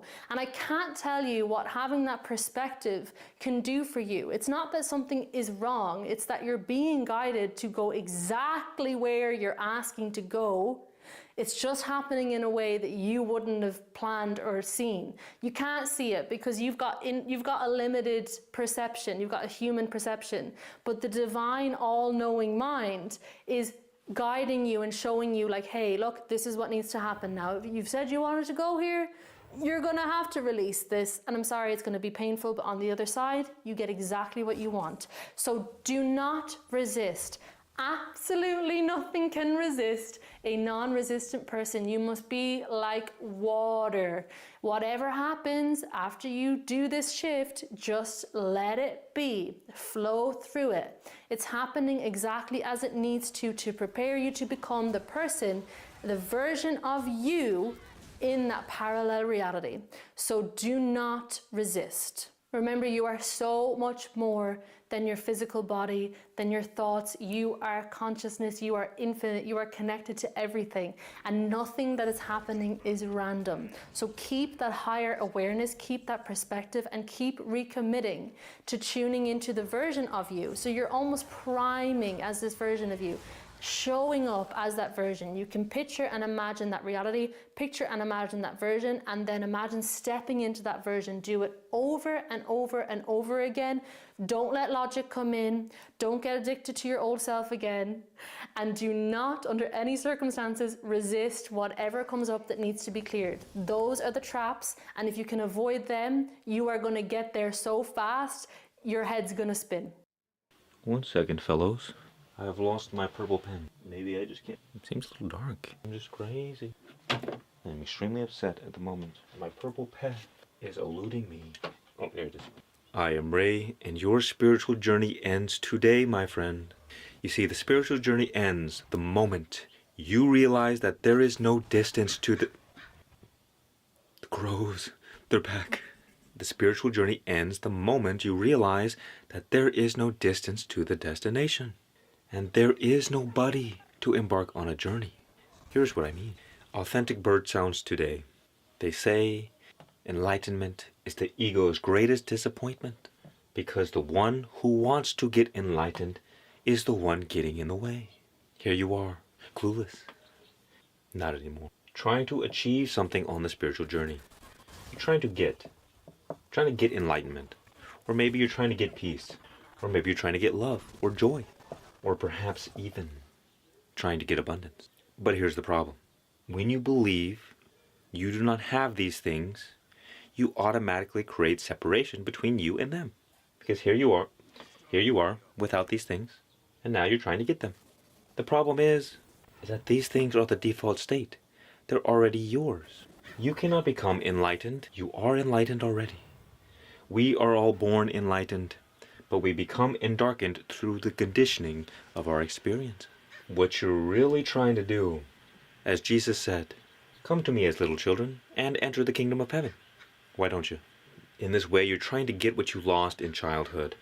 But what you lost never left you. It was just covered up by a bunch of garbage. It's like on a dark, stormy day where there's clouds covering the sky. Do these clouds have any effect on the sun? Has the sun changed at all? No, there's just clouds getting in the way. So too, there's a bunch of clouds in your mind getting in the way of you recognizing your true nature. What is that cloud, you may ask? It's the conditioning. The conditioning of what? Our mind conditioning, or ego. The mind is like a center of gravity in which all of our ideas, all of our beliefs center around. And these things create attachments. We're attached to our beliefs. We're attached to certain identities. I am this kind of person. This is what I do. The ego's favorite word is me. It's not a bad thing. Our mind is what gives us a sense of free will and individuality. The illusion that we're stuck in is believing that we are the mind, or in other words, believing that we are our thoughts. You are not a thought, I hope. And see, you can get enlightened like that. It doesn't take time. But if you believe that you have to do all of these spiritual practices and only after 30 years of meditation can you achieve inner peace, then it will take 30 years. They have a name for that. I don't know what it's called. Let me know. The time it takes for you to achieve something will adapt to the time you allow. But you see, what we have to do, we have to stop entertaining certain beliefs, certain ideas. Because the moment you come to some conclusion about the way life is and the way you are, you will manifest that into reality. Because reality is being filtered through your mind. So whatever mind information you got going on in here, it's going to get projected out onto the world, and that is what you will experience. Are you listening to me? And so you will not experience reality as it is. You will experience reality as you are. So right now, believe that you can be free today. Because if you believe it, you shall receive it. Or at the very least, don't put unnecessary burdens on yourself about getting what you want. Like for instance, if you say making money is hard, that's a stupid belief. Don't believe it. I don't care what you have experienced in your life. I don't care what your eyes tell you. That belief you will believe that reality into existence. And my greatest foes recently are the realists. Because the realists look with their eyes, and that is how they determine reality. One little problem. They don't realize that the data is being corrupted by their own thoughts, by the information. So when somebody says, oh, this is the way that life is, it is true for them, not for you. Be careful what you listen to on the internet. Because people will claim that things are true, and you'll hear the same thing from other people. And so you'll assume, oh, it's true. It must be true. Multiple people have experienced the same thing. Doesn't matter. Doesn't matter. So what? Two people are living in the same box. Do you want to live in that box? You don't have to squeeze yourself in the box and say, oh, okay, I'll live this way then. So be careful. So be careful of your thoughts about the spiritual journey and what it entails and what you will receive. And how about just having no expectations at all? Because the moment you have no expectations, the moment the actual truth can make itself known to you. But so long as you're stuck in your ways, well, then the truth will always be stuffed in this box. The box is the prison of your mind. And that prison is made up of thoughts. And you put yourself in the jail by believing the thoughts. So how about we just let the thoughts go for a moment? In fact, let's get enlightened. This exercise comes from the wonderful Muji. And Muji was the one who led me to my awakening. So let me share the gift with you. What we want to do, the goal before we begin.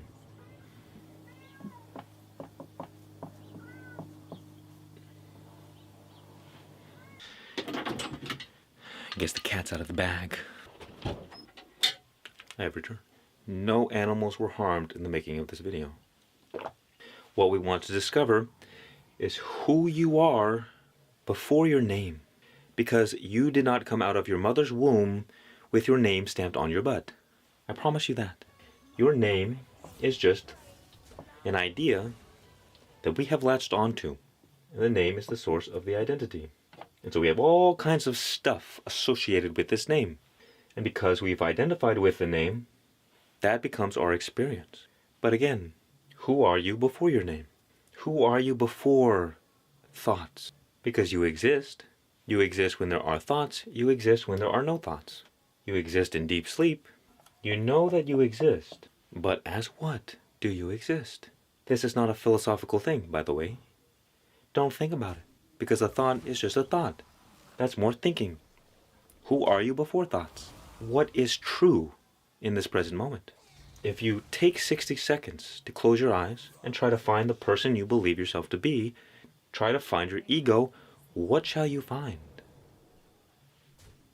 If you close your eyes, don't move your hands or nothing, where are you as a man or a woman? Where does that identity come from? Where does this exist?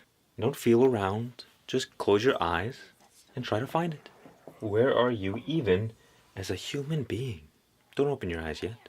The point is, when you close your eyes and you try to find all of the things we've latched our identity onto, they do not exist. Only when you open your eyes again, go and look in the mirror, do you remember, oh, yes, I am a man or a woman, or both.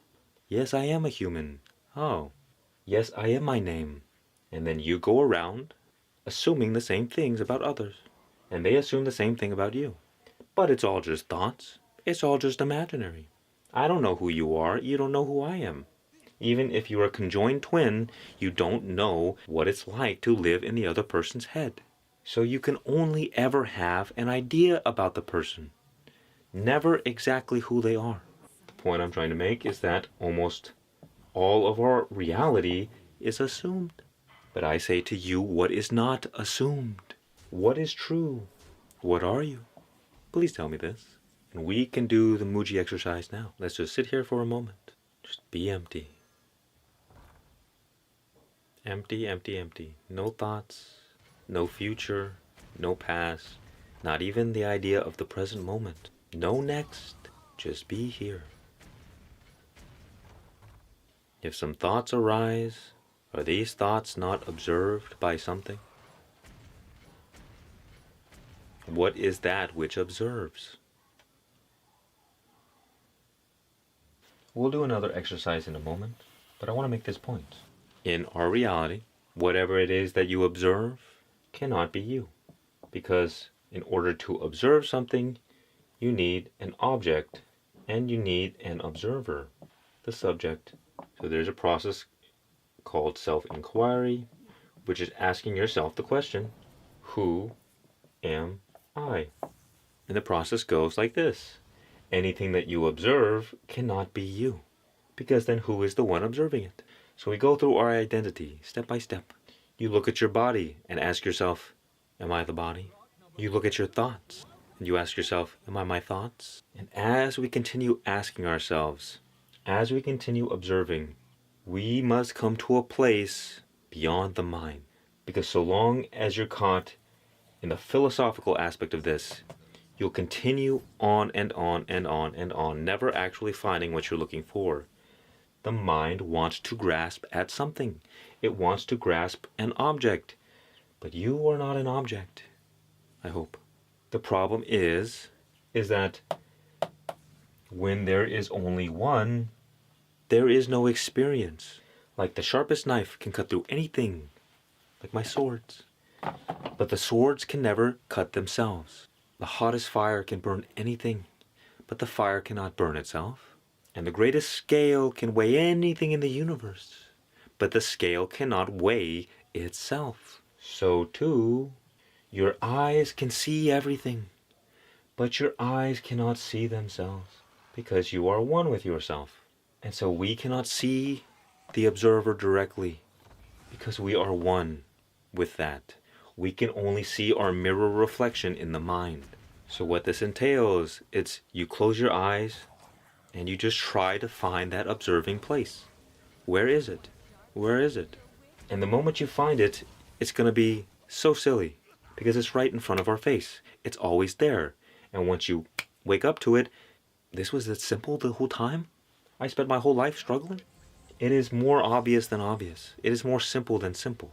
You will realize that, oh, I am here. Here I am. This is me. And when you see yourself for the first time, it's a life-changing experience because you're no longer stuck in the illusion that you are your thoughts. You're no longer stuck believing that you're the mind identity. You see, there's a reason I call myself I Am Ray. That is my name. But you can call me Ray. The I Am is silent. Get it?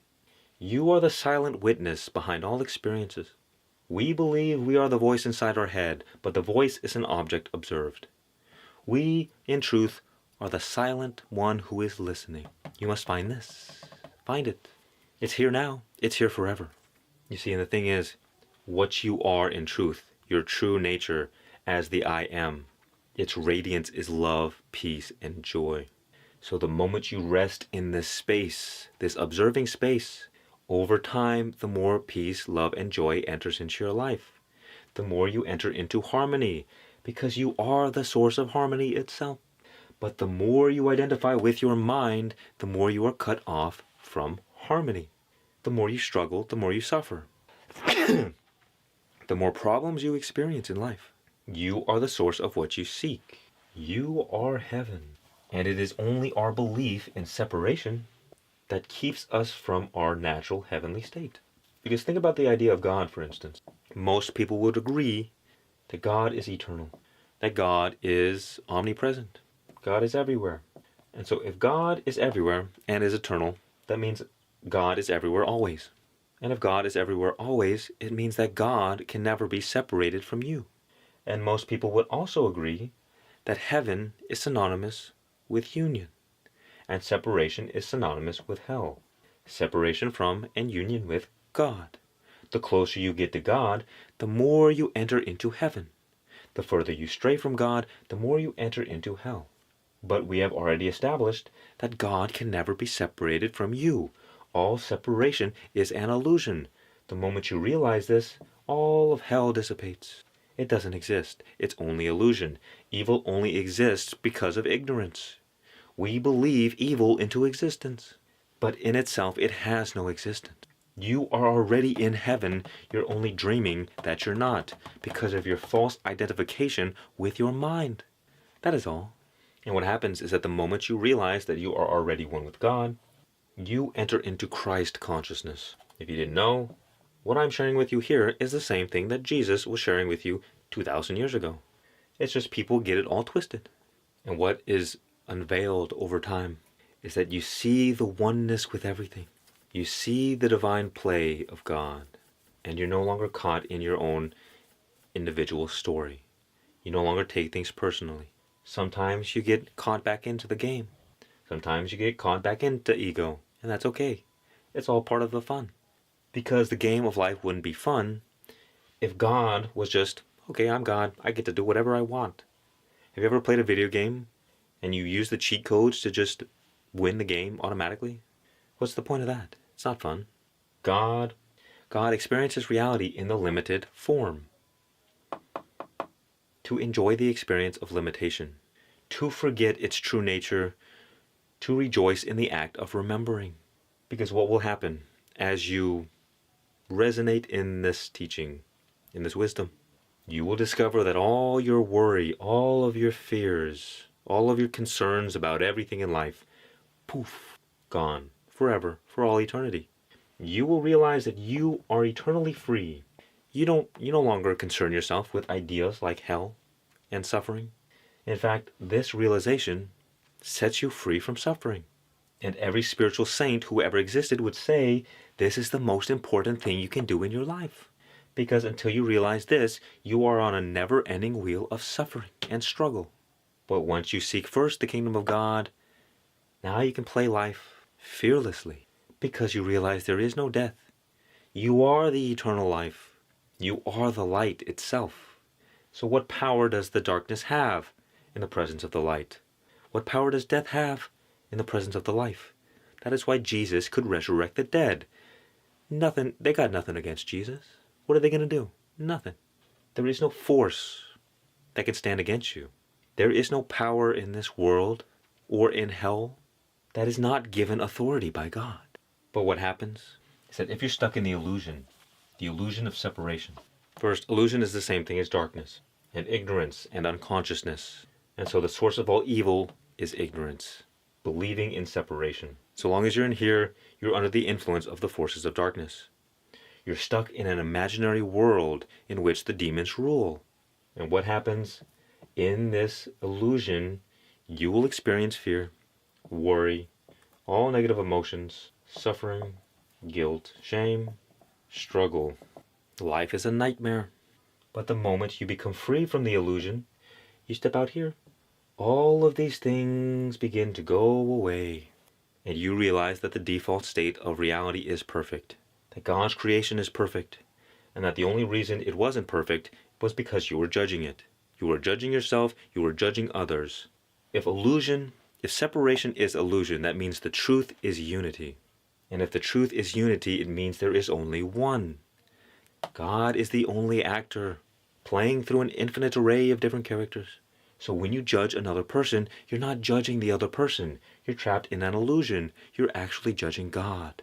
That is why Jesus said, "When you judge the least of thee, you judge me." Because he understood that there was only one. There is no separation. Judge not, lest ye be judged. Because every time you judge somebody else, you're judging yourself. If you ever want to know about somebody, watch how they judge others. The way you judge the world is a confession of character. Again, because reality is being projected from your mind outward. So when people say this is the nature of reality, no, it's just you. When somebody judges another, it's called shadow projection. To avoid facing the truth, we project onto others all of our garbage. So we can feel nice and safe and say, oh, they are like that, but I am different. I am not like that. That is the ego. Its whole drive is judgment. That is why wisdom requires humility, because you have to look at yourself and say, oh, wait a minute, I am the problem.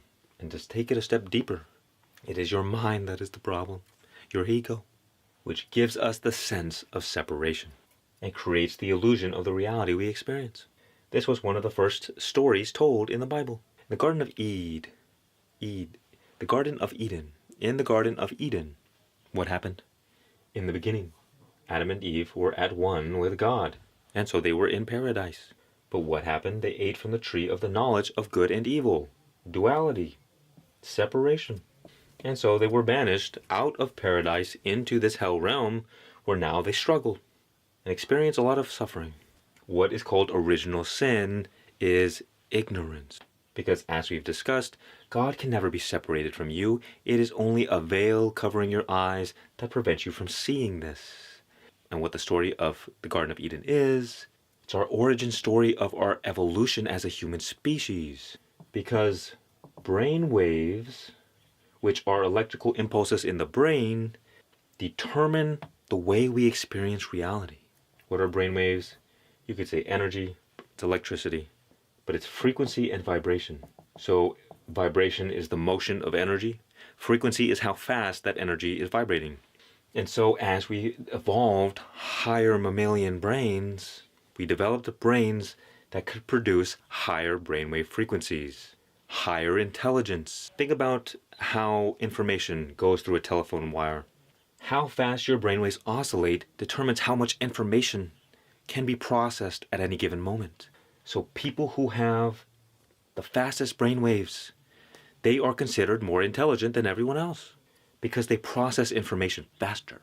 The only problem is the faster your brainwaves vibrate, the stronger the mind, and the mind creates the illusion of separation, which is why all the atheists, they fall mostly under the same archetype. Thinking types, rational, highly intelligent, intellectuals. They have the strongest sense of separation. So they are the ones most deep in the illusion. And they become prideful because the mind creates the sense of I. And there gets this idea that, okay, I am better than everyone else because I am smarter than everyone else. And what you will find is that those who are thinking types have the most difficulty becoming spiritually awakened. Because as we've discussed, all of the mind stuff are like big dark clouds. And so the more clouds and stuff you have getting in the way, the harder it is to see your true nature, to come to God realization. Atheists don't believe in God because they don't see evidence of God, and they don't see evidence of God because they're biologically hardwired not to. So to believe in God would go against their biological imperative. Only when one develops wisdom, seeks and shall find also, are they able to come to God realization. And so, well, a lot of the spiritual teachings, like the monks, they meditate to slow down their brainwave frequencies. Because in the slower brainwave state, your true radiance begins to emerge. Here's an example. Once I was sleeping, and then I awoke, but I was still in deep sleep. You might say, in terms of brainwave frequencies, sleep paralysis is up here, and where I was like down here. So it wasn't sleep paralysis. It was a bit more deep, and I had no sensation of my body whatsoever. I was only aware of a few things. I was aware of the darkness in the room. Everything was dark. There was a vast emptiness and silence. Another thing, there was a big ball where my head should be, at the center. And the only other thing that existed was just the most powerful sense of bliss that you could ever imagine. And I questioned, wait a minute, this is strange. What is one of the most powerful human experiences doing in the middle of deep sleep where no one's around to experience? What is going on here? And so what happens is that every night when we go to sleep, we return to source. This is the source that is God, but it's the source of life itself. Just a tip, deep sleep is the most important thing you will ever do for your health. Because this source of harmony, what happens is that the mind dissolves back into unity. The brainwave frequencies slow down. So a very good example. And when the mind is not present, consciousness emerges. Your true nature, your natural radiance of peace, love, joy, harmony. And what happens is that this source of harmony goes throughout your body and does all the repairs. It restores harmony. It restores balance. This is why you see also sometimes with mystics, they don't sleep that much because they don't need it, because they're always in this state. They have cleansed the mind and slowed down their brainwave frequencies enough for the radiance of consciousness to always be shining forth. Look at Sadhguru. He says it all the time. I'm always blissed out. No drugs. Because when you tap into this, you have found the kingdom of God. Heaven. I'll give you another example. One day during my dark night of the soul, I also awoken, but I was up here. Not quite fully awake, but still aware.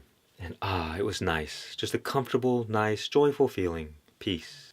And then suddenly, my mind kicked on, and I was immediately flooded with the worst feeling, nasty dread you could ever imagine.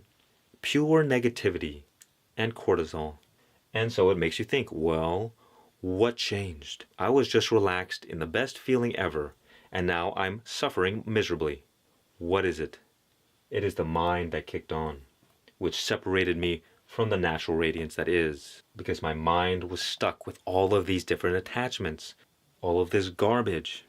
It's like, here I was, basking on a nice hot summer day, and then I opened my eyes and it's immediately, dark clouds everywhere, no sun. It's cold. You see, what I tell people now is that yes, you can come to the realization of your true nature, no matter what, because it's always here. The only problem is that if you got a lot of thoughts and conditioning, it becomes very difficult to really see it. So one good preparation is to work on the body first. Get some of that energy that's so much in your mind and circulate it throughout your body. If you've ever noticed that after you do good exercise, you're naturally more at peace because your body no longer has all the excess resources to push toward unnecessary thoughts. So you want to get out of that mind space, that mind energy, and you want to get into your body. And the more you get into your body, the easier it is to come to God realization. And here's what I mean. Right now, you may not have ever realized it, but there is a vast ocean of silence going on all the time. But because there is so much noise, we are conditioned to focus on the noise. Only when you go out into nature and the noise pollution is gone, does the vast ocean of silence emerge, and you say, oh, this is peaceful. Wow. And it is. And that is why when in noisy environments, people say, I'm not at peace. The trick is, the silence is there the whole time. It has only been temporarily covered up by the noise. So too, there is an everlasting silence in your mind. But because we've been conditioned to focus on the mind noise, we aren't aware of it. So yes, anybody can become enlightened, awakened at any moment. All you have to do is recognize this silence, because it's always there. But it's easier to do so when you've got rid of a bit of that mind nonsense, a bit of that conditioning. So far, this is my favorite exercise, to realize this. You can let me know if it's helped or if it doesn't in the comments. So what we are going to do, we're going to enter into the kingdom of God. First thing we need to know, let's just assume that God is eternal. What else is eternal? There's only one thing else that is eternal. It's the present moment. You could say change is eternal too, but here we are in the present moment, which means that the X that marks the spot to what you're trying to find is already beneath you. So remember, you don't have to go out and get anything. You don't have to do anything. You only have to recognize what is already yours. You only have to lift the veil over your eyes and see clearly. And you don't have to fight the ego. You don't have to destroy the ego. The ego doesn't exist. It's an illusion. It's a thought that we believe in. So don't do that. So in this present moment is the doorway to heaven. Next, the first sign that you're on the path toward the kingdom of God is peace. This is how you know you're getting close. Now we intuitively understand that peace and quiet go together. If we want peace, we want silence. But what is silence? Silence is the radiance of space. That's why in space, they can't hear your screams. Another example is that we have spent our life identifying with the clouds. But you must realize that you are the sky. You are the vast open space. So what if clouds are dark or light or fluffy or scary? Doesn't matter. The clouds have no influence on the sky. So too, no experience has any influence over you whatsoever. But only once you realize that you are the sky. Space is the vessel for consciousness. So this is the first step into the eternal. What I want you to do is breathe for a moment. Keep breathing as I'm speaking, and I want you to pay attention to the space in between the breaths. Do you recognize the space? It's right there. It's hard to miss. Now, this part can be tricky, but pay close attention. Now I want you to recognize, as you're breathing, that the space exists underneath the in-breath and the out-breath. It's only when the breath temporarily subsides does the space reveal itself. But the space is always there. Like the noise, we are conditioned to focus, on the breathing. We're not conditioned to focus on the space or on the silence.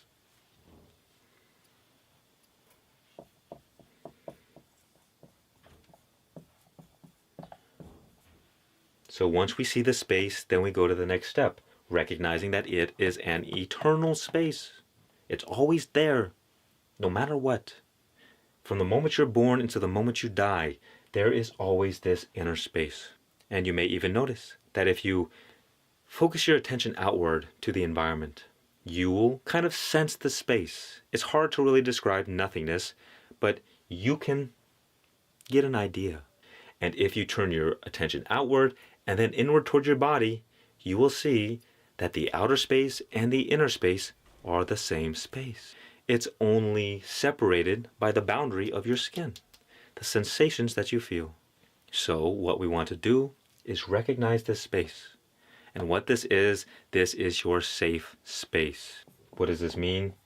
It means that whenever you're suffering, whenever you feel fear or negativity or worry or guilt or shame or any negative thing at all, any negative experience, you can take refuge in this safe space and you will become free from suffering. Because in this eternal space is everlasting peace. This was the first thing I experienced after my awakening. because I realized the everlasting space that is always there, or the everlasting peace, mind you. So now it doesn't matter what happens, there is always peace. And we have stepped into the eternal toward God. Now all that happens is that you continue returning to the safe space over and over again, over and over again. Because what will happen is that because your ego has so much juice, it will pull you back into identification with your mind, and you'll get distracted, and you'll feel suffering. And whenever you feel that suffering, use it as a trigger to return to this space. Just resonate here. As Muji would say, get in your sleeping bag and marinate in this space forever.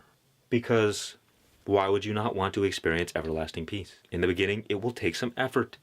Not because it takes any effort, but because the ego has energetic momentum. It's just kind of remembering, waking up out of the hypnosis.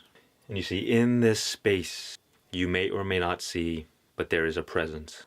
I encourage you in the morning to pay attention again to this space, and you will see the presence is a lot stronger.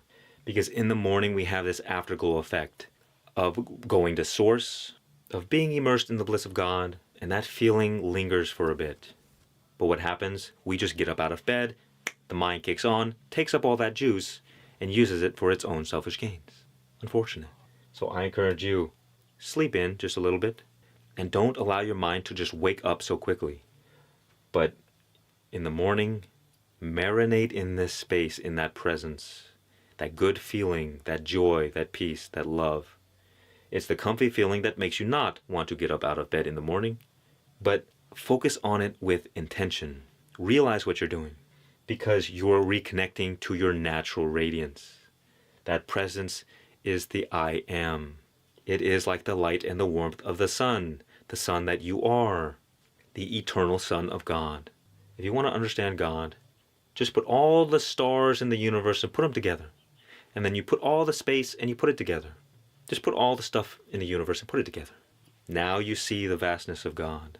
And you may perhaps not have even stumbled upon God's toenail. You see, I read somewhere a great way of putting it, that enlightenment is nothing but breaking the ego habit. And it's so true. You break the habit of always paying attention to the mind noise. And you build the habit of returning to that space, to that silence. And what you will find, as you stabilize in this inner space, first of all, you'll experience peace all the time. But before the joy and the love and the harmony emerges, this ego conditioning has to continue to dissipate for some time. So by returning to this safe space, you take your energy away from the ego. And because the ego has no power of its own, it begins to die and diminish. The ego cannot survive without the energy that you feed it. And so the trick is to continue to relax into yourself. You may even try this. Squeeze your hand really hard and then relax it. Squeeze it really hard and then relax it. And that's what it's like. The ego makes us uptight and tense. But then we relax into our body, into the natural beingness. Sometimes you just got to take a few breaths. But a good way of thinking about it is relaxing into this space. Relief. And you'll experience relief, trust me. When you're suffering and you're going through an annoying experience, and you just relax back into the sense of being as you are, that relief will be so nice that you will just naturally stop entertaining your thoughts altogether, because you will realize how much your thoughts are ruining your life, keeping you from your natural radiance of peace, love, and joy. So all you do, build the habit of returning to this space over and over again. The scary thoughts come, they pull you into it. Oh, remember, safe space, safe space. Ramakrishna once said, one of the biggest prerequisites for God realization is desire. You have to want it. You have to want to be free, because it requires determination and persistence and focus, even discipline, until the process becomes natural. Once you stabilize, you are able to just be. But it's like a fan. Once you unplug the ego, it keeps going for a while until eventually it stops. That stillness, that silence, this is your home now. And as you return to here, the ego dissipates, the clouds dissipate. and the natural radiance of joy and love emerges. As Muji says, it's a fruit that continues to get more and more sweet, but never too sweet. And when you simply operate from this sense of being, complete surrender to the present moment, your life enters into absolute harmony, and all of your problems, day by day, step by step, begin to solve themselves, because you become a source of harmony, whereas most people are separated from their true nature, and the absence of harmony is problems. And that is also why you see most people, or a lot of people at least, are like the living dead. They have been cut off from their souls, and that is why children remind us of what we have lost, because they are directly tapped in. They are pure presence. They don't have all the nonsense conditioning yet that cuts them off from God. I am Ray. Visit my cool store. Much peace and many blessings, and remember, just be. And duck the monster mind. Just duck your negative thoughts, please, and duck your ego. Jesus has control over the nature of reality. Today, we don't really believe in miracles, but this is the explanation. Once you tap into your God power, God in the ultimate state has absolute dominion and authority over God in the limited state, in the temporary, in the changing. So you will begin seeing more and more humans exhibit supernatural powers moving forward. And the science books will have to be rewritten, because we've built the foundation of our society, of our world, on a false assumption. We suffer because the world is run by the intellect, and therefore we have accidentally thrown ourselves into an illusion. And as this illusion begins to dissolve, a more loving and harmonious world free from so much suffering will emerge. Because God is the source of all harmony, all balance, all love, joy, and peace. And the more you allow God to flow through you, the more you will bring forth heaven on earth. You will create when it's time to create. You will destroy when it's time to destroy. You will sustain when it's time to sustain. Building up, breaking down. Progress. But with the mind, that is how we become imbalanced. Because the mind is like a resistance valve to a hose. It can either constrict or allow the flow of life. And this is the source of all life. Consciousness. Your true nature. The unchanging awareness behind all of your changing experiences. Realizing this is awakening, is enlightenment. When you're in here, you will naturally tend to focus on problems, on the suffering of the world. Everything is so terrible. What is going on? How could God allow this? But when you can kind of let go of the attachments of the mind, you begin seeing the perfection of it all.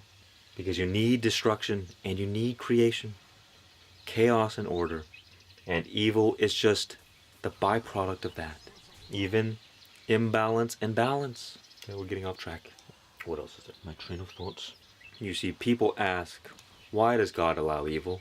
And I say to you, you have not yet understood the game of life, my friend. The innocent are the wager in this game of life. The price we pay for our ignorance. God will not save humanity. God will want humanity to save itself. As in the movie Bruce Almighty, Morgan Freeman. God says, what do you say?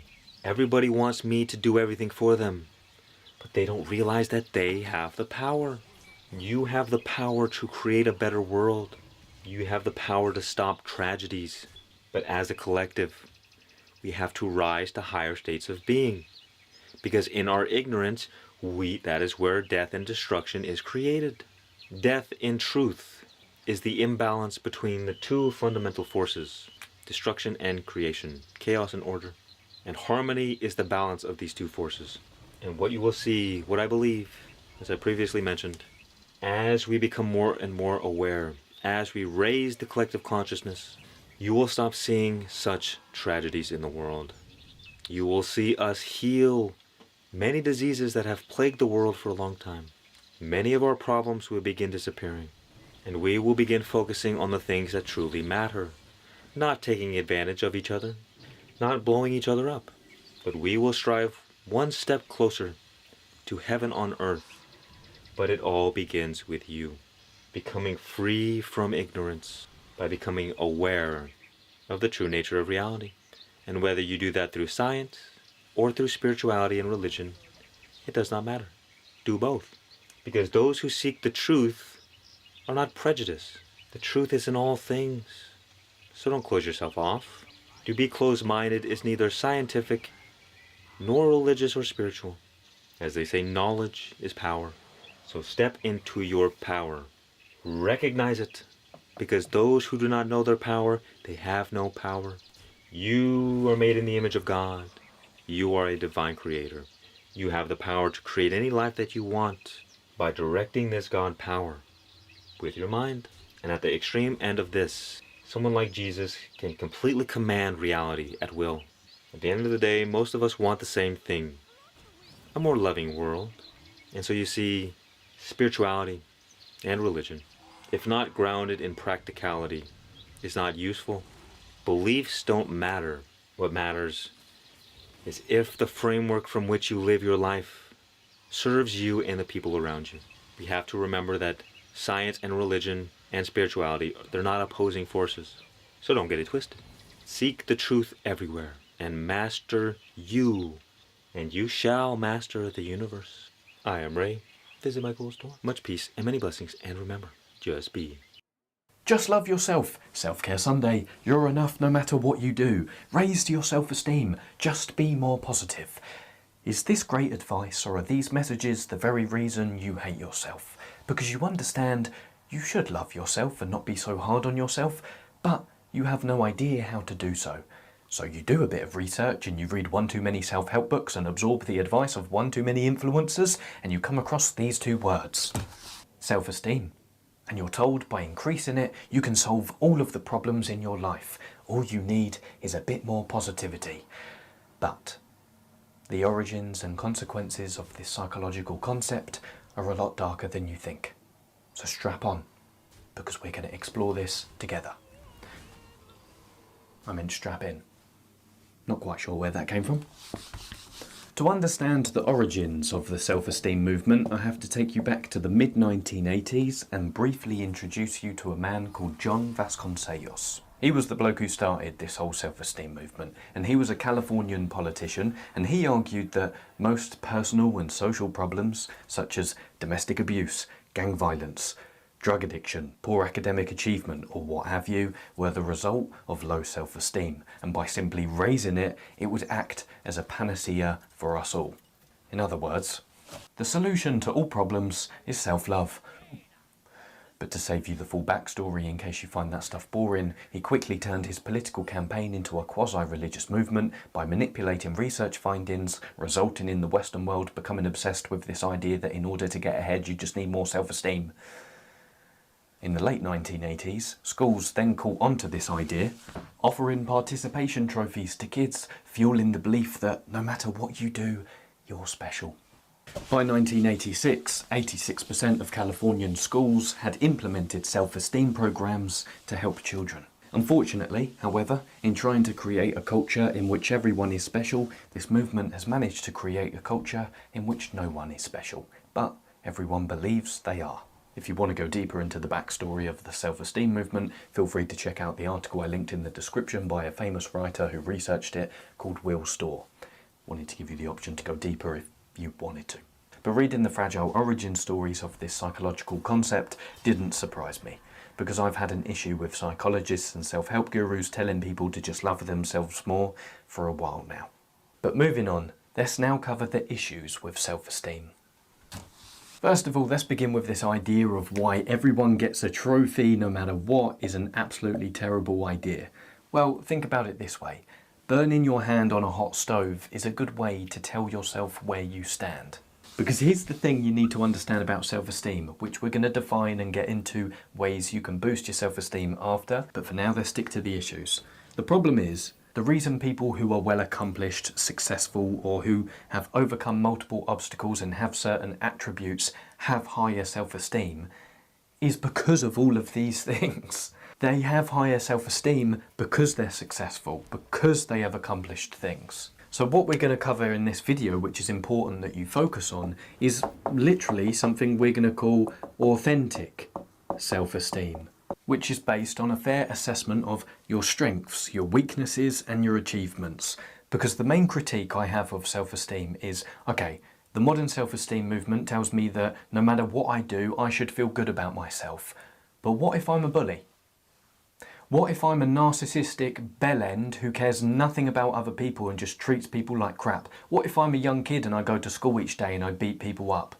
Should I feel good about myself then? In fact, when we look at bullies and the research behind them, bullies do have high self-esteem, so they convince themselves that what they're doing is justified. I've made videos in the past trying to tell an audience which is predominantly men to love themselves more.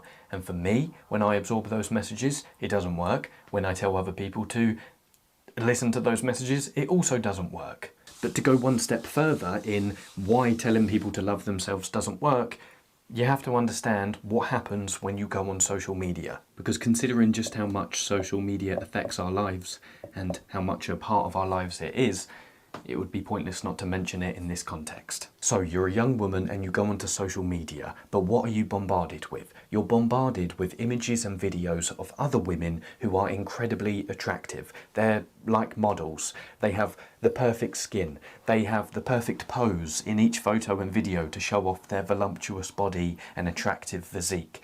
Their lifestyle seems amazing, and they're showing off their perfect skin routine or what have you. And what all of this does, seeing another very attractive young woman who is cherry-picking moments from her life to show to you, so you think about her in a certain way, what this does is it slowly chips away at your confidence and self-esteem. Because, whether you realise it or not, each time you see these posts, you are subconsciously comparing yourself to these people. It's a very rare person who can go onto social media, see the lives of other people and feel inspired. You're likely not going to feel inspired, you're likely going to feel wretched and self-hatred because you're going to compare what you don't have to what this person has, be it a physique, an appearance, or a certain lifestyle. But this is where things get extremely tricky, because what messages do these influencers and self-help gurus send out? In order to get ahead in life or to build the life you want, you just need to love yourself and improve your confidence and your self-esteem. So what does that do? It depicts your low levels of self-esteem out to be the problem in this game that is going on. But your low level of self-esteem in this context is not the problem. It's a symptom of a deeper issue, which is you are comparing yourself, your appearance, your lifestyle to someone else's. Which is why when you unfollow certain people or go one step further and stop using social media, you remove this underlying problem that your low self-esteem is a symptom of from your life. And you're met with the blissful realization of ignorance. You become ignorant to what other people are doing. But before I offer a solution, let's turn to what us young men face whenever we go onto these social media platforms. We're bombarded with images and videos of hyped up, jacked, hyper-masculine men who are surrounded by women. They've got the money, they've got the lifestyle, they've got the cars. And one of the messages that they program us with is, in order to get ahead, in order to get what I have, you just need to be confident in yourself and think highly of yourself. But the problem in particular for us young men is, one, we do compare ourselves to these influencers and whoever they are, but these messages also propel us into this spiral of mimetic desire. Mimetic desire is where you want what other people have just because they want it. Social media is just a platform for other people to tell you what to want. So we see these people and we think, oh, he's a well-accomplished man. I want what he has. I want the lifestyle, the money, the girls, the physique. And in order to do that, apparently, I just need to have confidence in myself. But again, the problem isn't your self-esteem, because just by raising it, that's not going to be a solution to all of your problems. The problem is you're comparing your level 10 to someone's level 100 financially, lifestyle-wise, appearance-wise, physique-wise. And you know exactly where this leads. Those same people who are telling you to raise your self-esteem and your confidence levels and to just believe in yourself and love yourself are the same people who sell you products on how to do so. But the solution I'm going to offer, because I would love to stand here and say, just get off social media. Of course, you can unfollow people, that's something that you can do. But because you're unlikely to stop using social media, the solution I'm going to offer is you need to understand the game you're playing whenever you log on to these social media apps. Which is, these influencers create the problem and sell you on the solution, but they don't even realise they've created the problem because you're complicit in the creation of the problem as well. Which is, of course, you go onto social media and you compare yourself to these people. That lowers your levels of self-esteem. You then think, oh, I don't have high self-esteem, that's a bad thing because this person is telling me that I should have high levels of self-esteem. Let me listen to what they have to say so I can improve my levels of self-esteem without realising that my low levels of self-esteem are a direct consequence of me comparing myself to them. And if I just stopped, then my self-esteem levels would balance out. But when you understand the game, you can rise above it. So you need to understand that this is what's happening whenever you go online. As long as you stay focused on the symptom, you are going to be continuously oblivious to the problem, which is you are comparing yourself to these people who promote these messages. That's why I don't have Instagram and I refuse to get it, because I know if I got it, I would just start comparing my life and myself to the lives of others. In a few moments' time, we're going to outline some helpful definitions of self-esteem and cover some practical ways you can improve your levels of self-esteem without playing a game like that. But now, let's cover the issue with this toxic positivity that the self-esteem movement throws at us. The problem with the belief that we see so much on the internet nowadays and in self-help books, that in order to solve your problems you just need to be more positive, is that it forces you to wear a mask that doesn't always fit. And the main problem with believing that just by being positive you can solve all of your life problems is that it runs contrary to a fundamental psychological principle. What you resist persists. Which is to say, the more that you avoid your uncomfortable emotions, the more they will have a grip on your life. Furthermore, by avoiding the one feedback mechanism you have to your pain, you rob yourself of the opportunity to get the feedback to recognise what you actually need to change in your life. More frighteningly, when we look at the psychological research, there's a longitudinal study which shows people who use the coping style of avoiding problems in their life find themselves in more stressful life situations 4 years later, and 10 years later show more symptoms for depression. Additionally, in this context of toxic positivity, you might have been told more than once that you need to instill affirmations in your life. But here's the problem with these pesky things. Positive affirmations only work for people who already have a positive self-image. Furthermore, if you have to say you are, you aren't. A truly happy person doesn't need to remind themselves they're happy. If you genuinely think you're beautiful, you don't have to remind yourself about it every 10 seconds. And for the person who doesn't have a positive self-image, saying the affirmation to themselves such as, "I love everything about myself," is so obviously a lie that it causes two harms. One, it reminds you of all of the things you don't love about yourself, and two, it now makes you feel like a liar. Lucas Dixon, who wrote a brilliant article that I'll link in the research notes for this video, he's researched into toxic positivity and self-help gurus and all of that, and he says there's 3 things that we need to do in order to combat toxic positivity. He says there's a balance that we need to achieve. More so, think about it like a Chinese finger trap. When you put your finger inside, if you instantly try to retreat, you get trapped. However, when you lean into it, you give yourself more wiggle room to then escape. It's exactly the same with your difficult and uncomfortable emotions. Additionally, by accepting your current circumstances and not denying them with excessive positivity, you give yourself the opportunity to be relieved from them. Remember, to accept something doesn't mean you approve of it, but it's only by accepting something that you can change it. The person who accepts, "Do you know what? I'm not the best with money," can then work to improve their financial skills. The person who says, "Do you know what?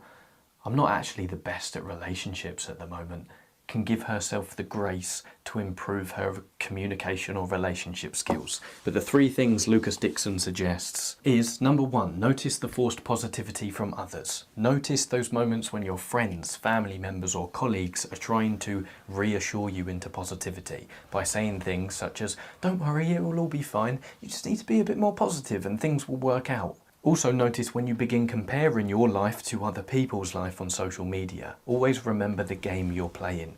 That is, these people whose posts you're seeing are cherry-picked moments from their life to make you think a certain way about them. Nothing is real on social media. Number 2, realise that anyone who demonises negativity, instant red flag. Because anyone who does this uses their demonisation of negativity as a way to avoid critique. And more particular, of course, we speak a lot about communication and relationships on this channel, but when you remove negativity from someone's life and the opportunity to feel negativity, you stifle their self-expression and your own if you're doing it to yourself. And number 3, lastly, recognise that positivity manifests in different ways for everyone. To be positive, you don't just have to tell yourself affirmations. Cultivating positivity for you could be listening to music, going for a walk, talking to a friend, going to an improv class, dancing, doing jiu-jitsu. Whatever it is, cultivate more of those experiences. And remember, it's okay to be okay, and it's okay to not be okay. A little anecdote from me, my mum, as much as I love her, when I was growing up, wasn't very receptive to any feelings less than positivity. Not that she was a positivity junkie, but if I was ever in a bad mood as a teenager, it would always be met with the response of, oh, what's up with you? Cheered up yet? And I felt like I was demonised to feel anything less than positive. I love my mum and I'm not traumatised by it or anything, but that is one of the reasons I feel so passionately about giving yourself the permission to feel anything that's different from positivity. Okay. Now let's get into the juicy stuff, how self-esteem works and how you can positively raise your authentic self-esteem. It's a new dawn, it's a new day. I've trimmed my moustache. Self-esteem is an attitude towards yourself. Specifically, it's the belief that you have value. As you can see, little Jimmy here is looking at himself from yesterday with the conclusion, I know I can do better. More specifically though, self-esteem is comprised of 2 things. Capability and worthiness. When we say capability, what we mean is self-efficacy, which is your trust in your mind and your judgment. The worthiness aspect is what we alluded to a few seconds ago, that self-respect and that belief that you have value to offer. Now, I want you guys to understand that while researching for this video, I was very pessimistic towards self-esteem and everything that I was reading, which means that this stuff that has stood the test of my pessimism, which we're going to cover right now, is valuable, and I wouldn't share it with you guys if I didn't think it was valuable. Because despite my inherent ambivalence and critique of self-esteem and this whole movement, you can't avoid having an opinion about yourself. You just can't. That's what I've realised. But you can change your opinion about yourself. And when you have a positive opinion about yourself through authentic self-esteem, you make choices that promote your well-being and you improve your bounce-back rate in life, otherwise known as your resilience. So I want to change your understanding of self-esteem a little bit. And I want to say that self-esteem largely involves hope.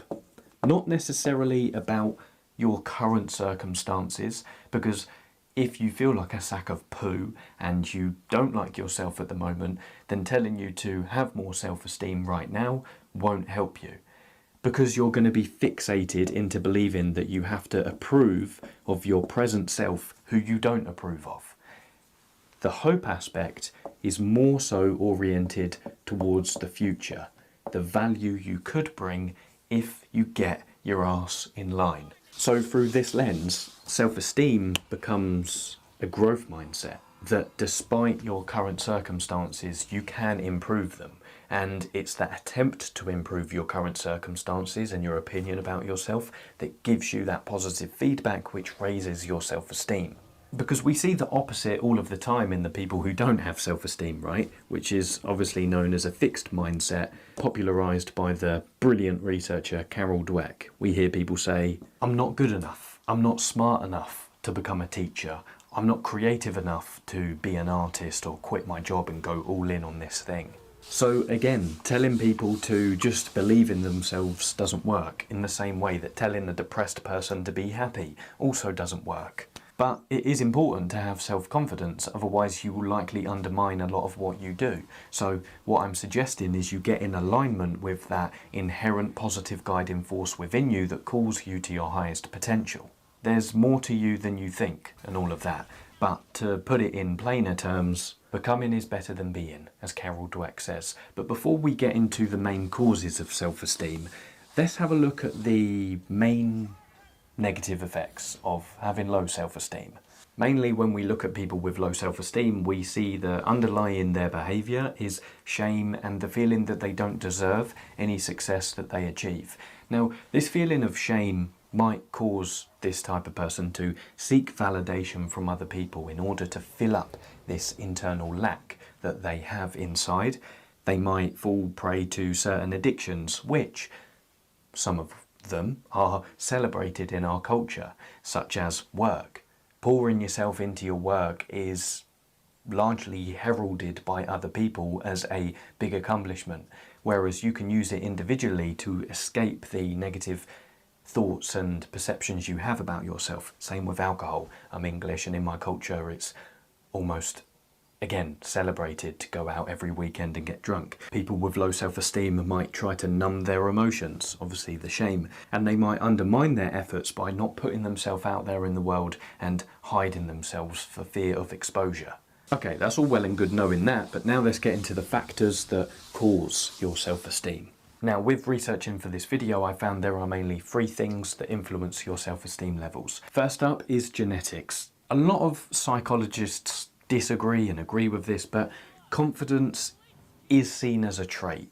And scientists argue around 25 to 50% of your confidence levels comes from your genetics. Interesting one, that. The second factor that influences your self-esteem levels is your past actions. We covered this a few minutes ago in the context of people with high self-esteem tend to have high self-esteem because of their previous accomplishments and success. So the thing to note is your past actions drive your expectations and they reinforce particular actions and choices. Let me give you a sports example. Let's say you're a basketball player and you play a match and you perform brilliantly. That will likely improve your confidence levels, but won't affect your self-esteem levels too much. However, if you continue to play well over the succeeding 5 to 10 games, then that will likely raise your self-esteem because you have proven to yourself your accomplishments over a sequence of events, otherwise known as on the pattern of your past actions. Why do I make things complicated? The third factor and final factor is the opinions of others. One thing that the self-esteem movement fails to clarify is just how social we are as human beings and just how susceptible we are to other people's opinions. Now, your self-esteem levels are largely a result of the perception of the value you can offer within your community. And by community, I mean the community of your local area, your work community, any social group you are involved in.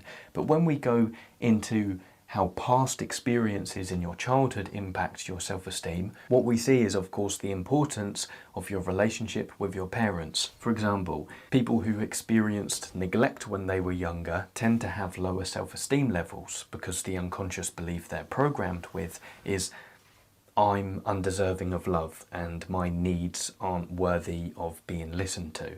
On the flip side of that, people who grew up in high pressure households where they had to overachieve academically, sports-wise, and just be perfect across the board, experience self-esteem based on what they achieve. And of course that will decrease when they stop achieving things. Any deviations from perfection results in lower self-esteem, because they think that if I'm not perfect, then I'm going to lose love. And the last thing in this context of other people is cultural stereotypes. I was searching for something the other day, I just remembered it. I was in the garage outside and I was looking for my bike lock, I think, but I couldn't find it. So 20 seconds in, the voice that came up in my head was, oh, I'm a man, you know, I'm pretty bad at looking for things, so I'll just stop. There might be other stereotypes you've heard of. If you're a woman, you might hear the stereotype that women are bad at driving or bad at math. Men, we have the stereotype that we're bad at opening up and talking about our emotions. That might contribute to low self-esteem. But all of this stuff puts your self-esteem on shaky grounds because it externalizes it, which we're going to clarify in a few seconds' time. But the main perception change I would like to propose to you about self-esteem is stop looking at your self-esteem as a given, something set in stone, and start seeing it as an origin, because your self-esteem levels are largely a result of how people have treated you in the past. So from a childhood programming point of view, and to use the words of Alain de Botton, we no longer need to judge ourselves through the eyes of people who were too unwell to see us properly. Now it's about time we got into the 6 ways you can actually improve your self-esteem. By the way, I did a morning workout followed by a cold shower and I'm fasted. So if at any point throughout the remainder of this video it seems like you're watching the video on 2 times the playback speed, I apologise. And if at any point my drawings become vaguely psychedelic, it's because I've entered a state of hallucination. And at which point you should definitely call the ambulance. Right, before I tell you the 6 ways, I was talking to my mum the other day because I said, "Mum, I'm making a big video about self-esteem. I'm trying to get to the bottom of it. What do you think about self-esteem and telling people to love themselves?" And shouts out to Mum, she said, "It's impossible to love yourself. So the key is to be comfortable with yourself." And I thought, I like that. In more detail though, as we always find out in these videos together, there's a bloke who's written a book that is pretty good and we're going to summarise it now. His name is Nathaniel Branden and he's a psychotherapist. And the 6 pillars of self-esteem he talks about are: live with awareness, accept yourself, take responsibility, assert yourself, live intentionally, and act with integrity. Because if you have low self-esteem, you might be thinking, well, Lewis, where the bloody hell do I begin if I want to improve it? Well, beginning with these pillars, you begin a virtuous cycle where, by living with awareness, you accept yourself more, then you take more responsibility, which means you assert yourself more, live more intentionally, and you act with more integrity. Savvy? Because it's worth mentioning that in psychology there's something called dissonance theory, where if you act out of line with your beliefs, you'll change your beliefs so they align with your behaviour. This is kind of what we're going to hijack. Okay, point number 1, live with awareness. Look at all of the realities affecting you in your life, accept them, and act accordingly. Because what you want to avoid in this pillar here is ignorance, as our little fella is demonstrating down here. If you notice there's a problem in your life, or something that you want to change, but you actively ignore it, that's a bit of a problem. So too is it if you gather all of the necessary information you need, but you don't act on it. Because think about it this way, in terms of the decisions you make in your life. The decisions you make reflect your level of awareness. To give you an example, if you're constantly buying stuff you cannot afford, that reflects a low level of awareness. So too, if you're continuously avoiding tough conversations in your relationships. So by improving the level of awareness you have in your life, which is, to put it shortly, looking at all of the things in your life, no matter how ugly they are, and accepting them, you give yourself, again, as we mentioned at the beginning of this video, the mechanism you need to rely on in order to address the problems. All of which will improve your self-esteem, because you'll act in accordance with your reality, which means you'll make better decisions. Now, in case that sounded like a load of waffle, here's what you can actually do to improve this. Allow yourself to feel your negative emotions, because the main reason why you don't is because when you feel your negative emotions, you likely blame yourself for their existence. For example, if you end a relationship and you feel an overwhelming surge of grief, that will probably make you blame yourself for not being attentive enough in the relationship. Or if you start to pay attention to your back pain, hopefully you're not that old enough to have back pain, but if you start to pay attention to your back pain, then you probably blame yourself for sitting down too much. But tap into your negative emotions through the lens of compassion. Because remember what we said, what you resist persists. So if you're currently in a state of loneliness, but you hate that emotion, so you're ignoring it, by giving yourself the opportunity to tap into it and see it, no matter how ugly it is, you give yourself the feedback to see, oh, I'm not socialising as much at the moment, and I have a very big social need, so let me address this. And so the loneliness becomes happy, because it's been paid attention to. Okay. Number 2, accept yourself. What you do here is you simply choose to not live in conflict with yourself. The one thing the self-esteem movement fails to clarify is the difference between approval and acceptance. To accept something does not mean you approve of it, which is to say you can accept the reality of your life right now and how you don't like certain things about yourself or the situation in life you're in. You can accept that, but it doesn't mean you approve of it and you want it to continue forever. Now, Nathaniel Brandon says there's 3 ways you can foster your acceptance, and I'm going to add some ideas of my own, if I may. Number 1, realise that you're on your own side already. Just to play devil's advocate on all of those moments when you feel so incredibly self-reprehensible and you hate yourself. Up until this point, because I'm basing what I'm about to say on the fact that you are watching this video and you are a breathing, living organism. You've gotten yourself out of bed every morning so far. I might even go as far as to say that you've brushed your teeth as well each morning. So there is a force within you that is acting already within your best interests, no matter how lowly you think of yourself right now. Number 2, accept all your emotions and your behaviour. Remember, to accept doesn't mean you approve. Lads, don't worry, accepting all of your emotions doesn't mean you have to become overly emotional and all of that. Because remember, you can only change what you first accept. And number 3, treat yourself with kindness. Instead of judging the way you act, question it. Why did I behave in that way? But most importantly, ask yourself, what unmet need was I trying to fulfill? For example, if you fall into a pit of doom scrolling each evening, then instead of judging yourself, simply ask that question and you might realise you're just trying to relax and chill out. So if it's not serving your life at the moment, that particular habit, replace it for one that addresses the unmet need. Right, this is going to get risky now because I'm going to add some ideas of my own. Shit! Accept your flaws. Do away with this one word. Perfect. Have I spelled that right? Yeah. Perfectionism is an attempt to alter other people's perceptions of you. It is a grasping grope of approval, with the belief driving it that if you do anything less than perfect, you will lose out on love and be undeserving of your achievements. It's an attempt to gain approval and avoid the feeling of shame. But imperfections, my lovely snowflake, does not mean there's something wrong with you. Think about it. Have you ever seen a badly designed cloud? Have you ever seen a wrong wave? But if you want some harsh truth, because I know you're into all of that stuff, here it is. You're pretty average.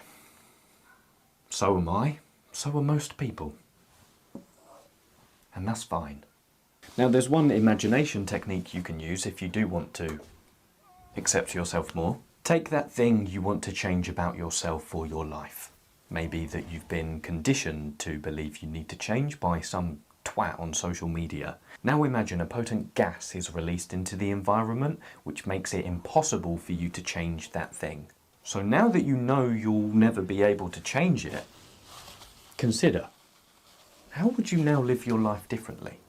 Would you do anything differently? Would you continue to hate yourself for not having this thing or not changing it?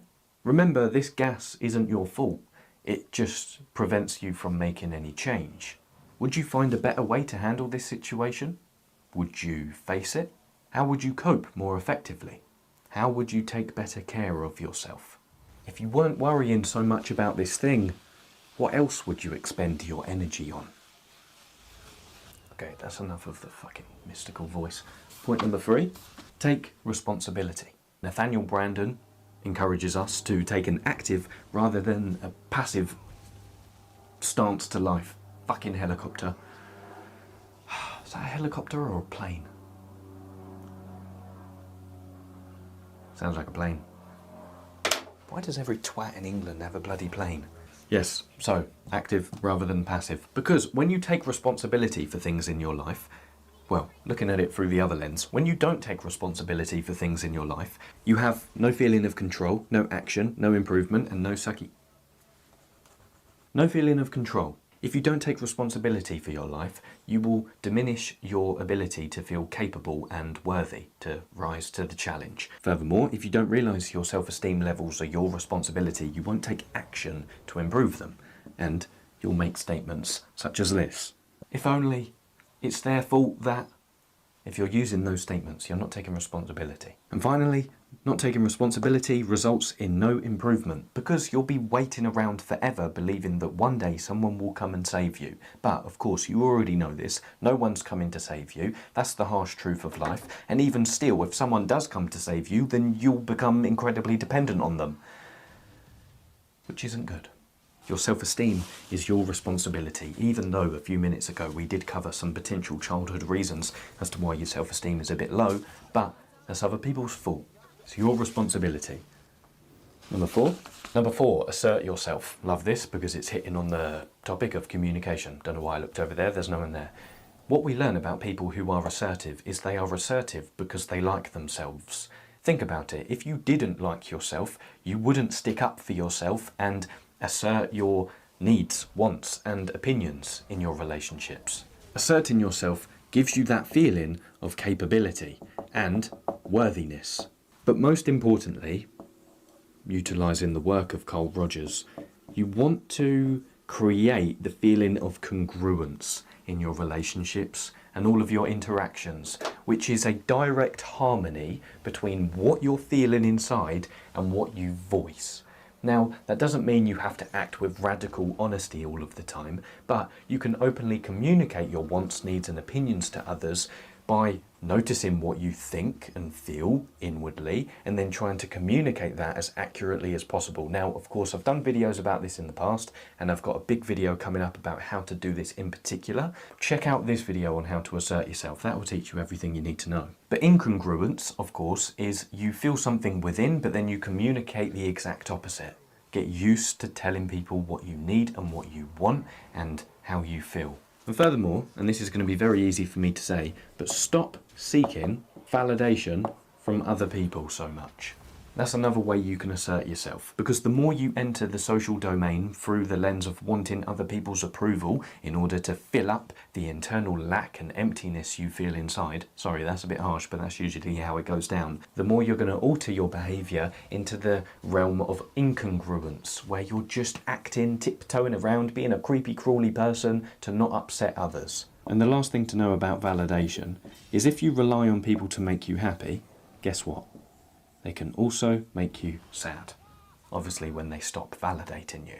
So, the way to do this is don't aim for appreciation from others, aim for the usefulness you can offer them. Aim to help other people for the sake of helping them, because the more you rely on your efforts going appreciated, the more, again, you're going to tailor what you do in order to get that appreciation. Now, of course, there's a big aspect here of, one, I can hear your voice screaming behind the camera. Lewis, a few minutes ago you said how social we are and how we can't not rely on the validation from other people. So yes, okay, the whole point is to get the validation you want from others down to a minimum, or most importantly, understand that you have a chimp inside your brain, a very old region of your brain that wants to belong to a troop. You cannot not fully care about what people think about you. So the trick is to choose the select people whose opinions you care about. Not every Tom, Dick and Harry on social media.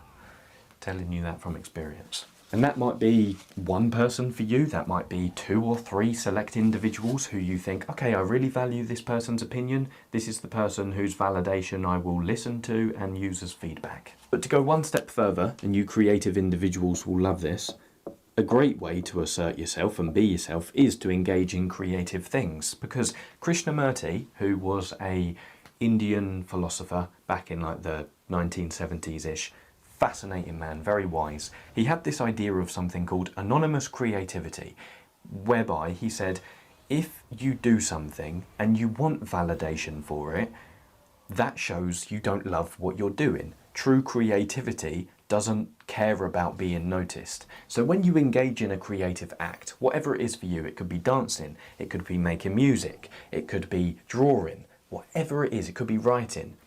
That's a great way to assert yourself because you're doing it as a full expression of who you are, not as a means to have someone say, oh my God, that's so good, well done. But the last thing I want to end this sequence on asserting yourself on is you cannot assert yourself without exposure.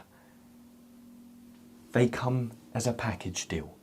Oh, another helicopter. I can't believe it. I cannot believe it. I wish I had an RPG somewhere, just spy plane. Friendly RPG, inbound. Everything I do is for people, but people in helicopters.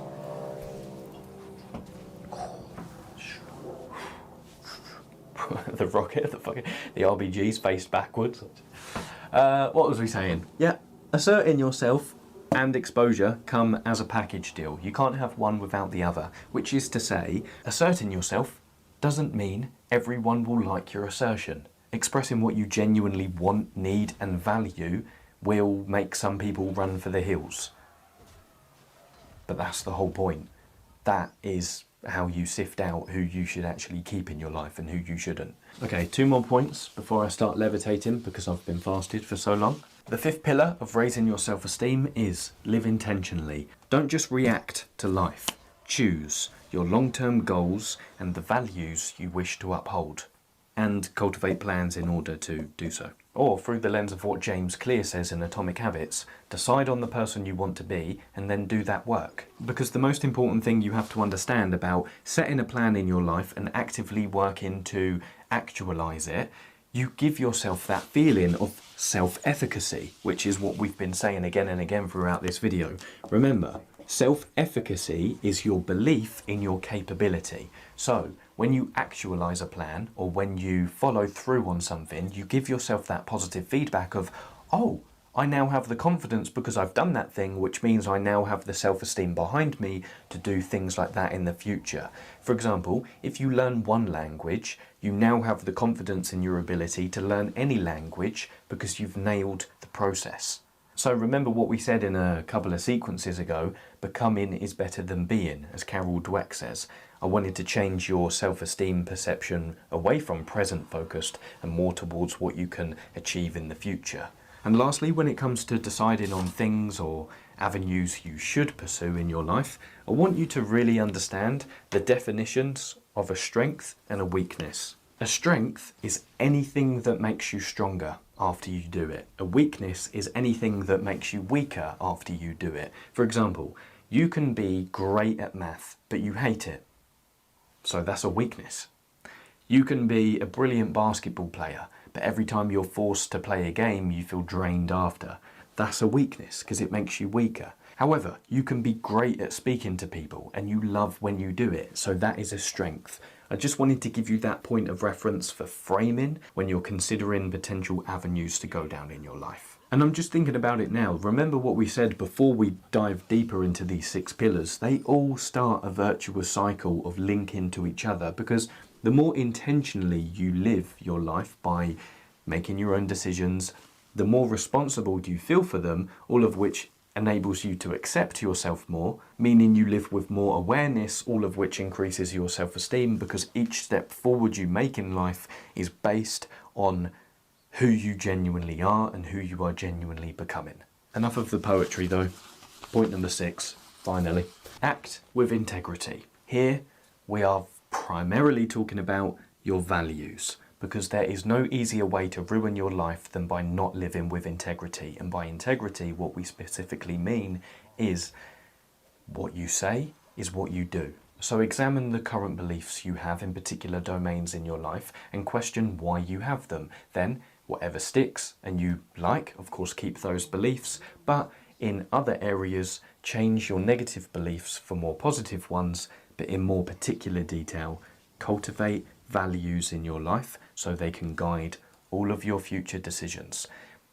A lot of people on the internet talk about finding your purpose, and I think it's a very important thing to find, but it's a bit overrated when it comes to values, because values are the steps that glow in a luminescent splendor when you're looking forward as to the path in your life, and they highlight clearly where you need to step next. You can not feel as if you've discovered your life's task or your life's purpose, but still live a purposeful life by acting in line with your values, if that makes sense. But the one thing I learned about values very recently is it's not just enough to know all of your values. You need to rank them in a hierarchy of most important to least important, because this will help you when it comes to making decisions in your life. So if your values are mental health, family, discipline, courage, enthusiasm, but all of these have the same level of importance as the next, if you're faced with a decision in which two values conflict, you're going to really struggle to make that decision. For example, if your family want you to do something that contradicts with your mental health, which one do you prioritise? But if you have them in a structured hierarchy with mental health at the top, you can realise that no matter what your family want you to do, you're never going to compromise your most important value.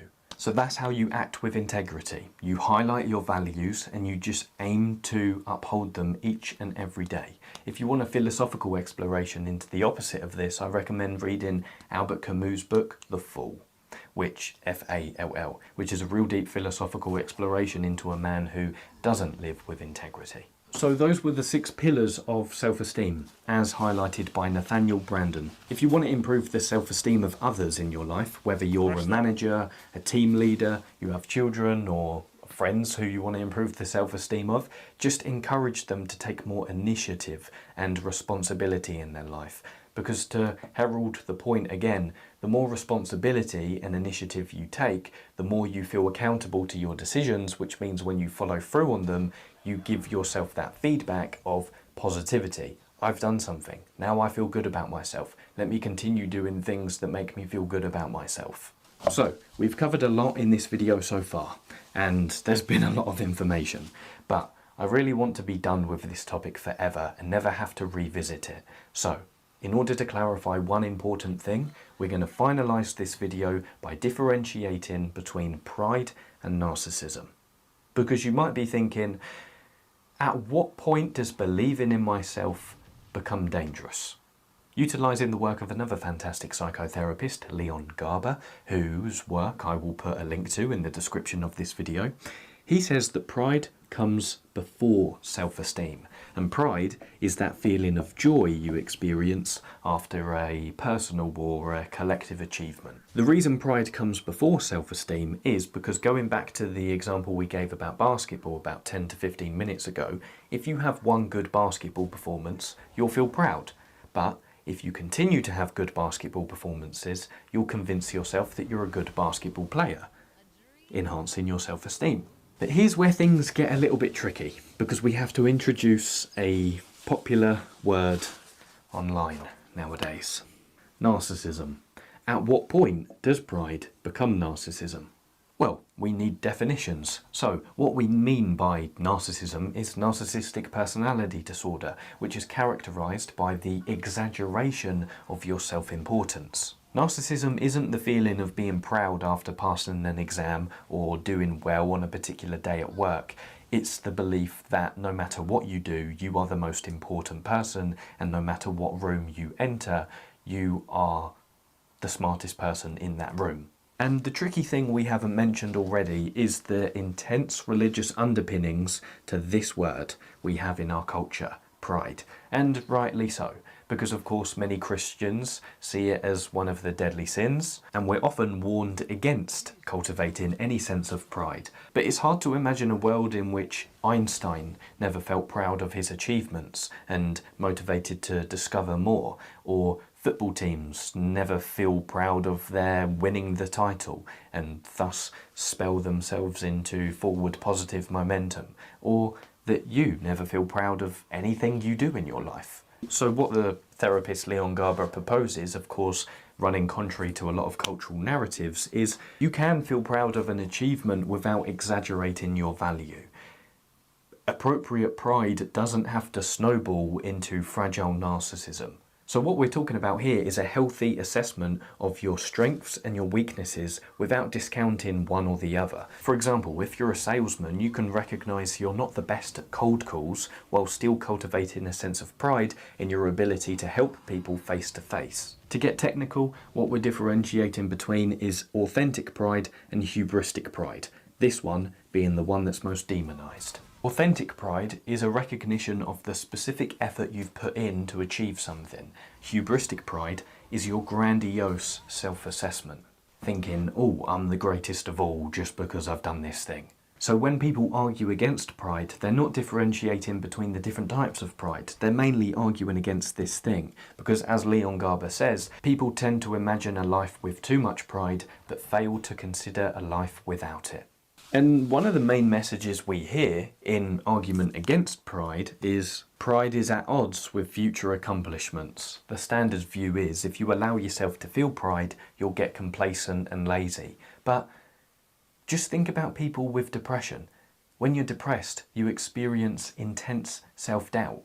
So when you allow yourself to feel a little bit of authentic pride, you create a spiral ladder of success. For example, you get yourself out of bed, you brush your teeth and have a shower. That gives you the feeling of wanting to do a workout. That makes you feel proud of yourself to then treat yourself with a nutritious meal.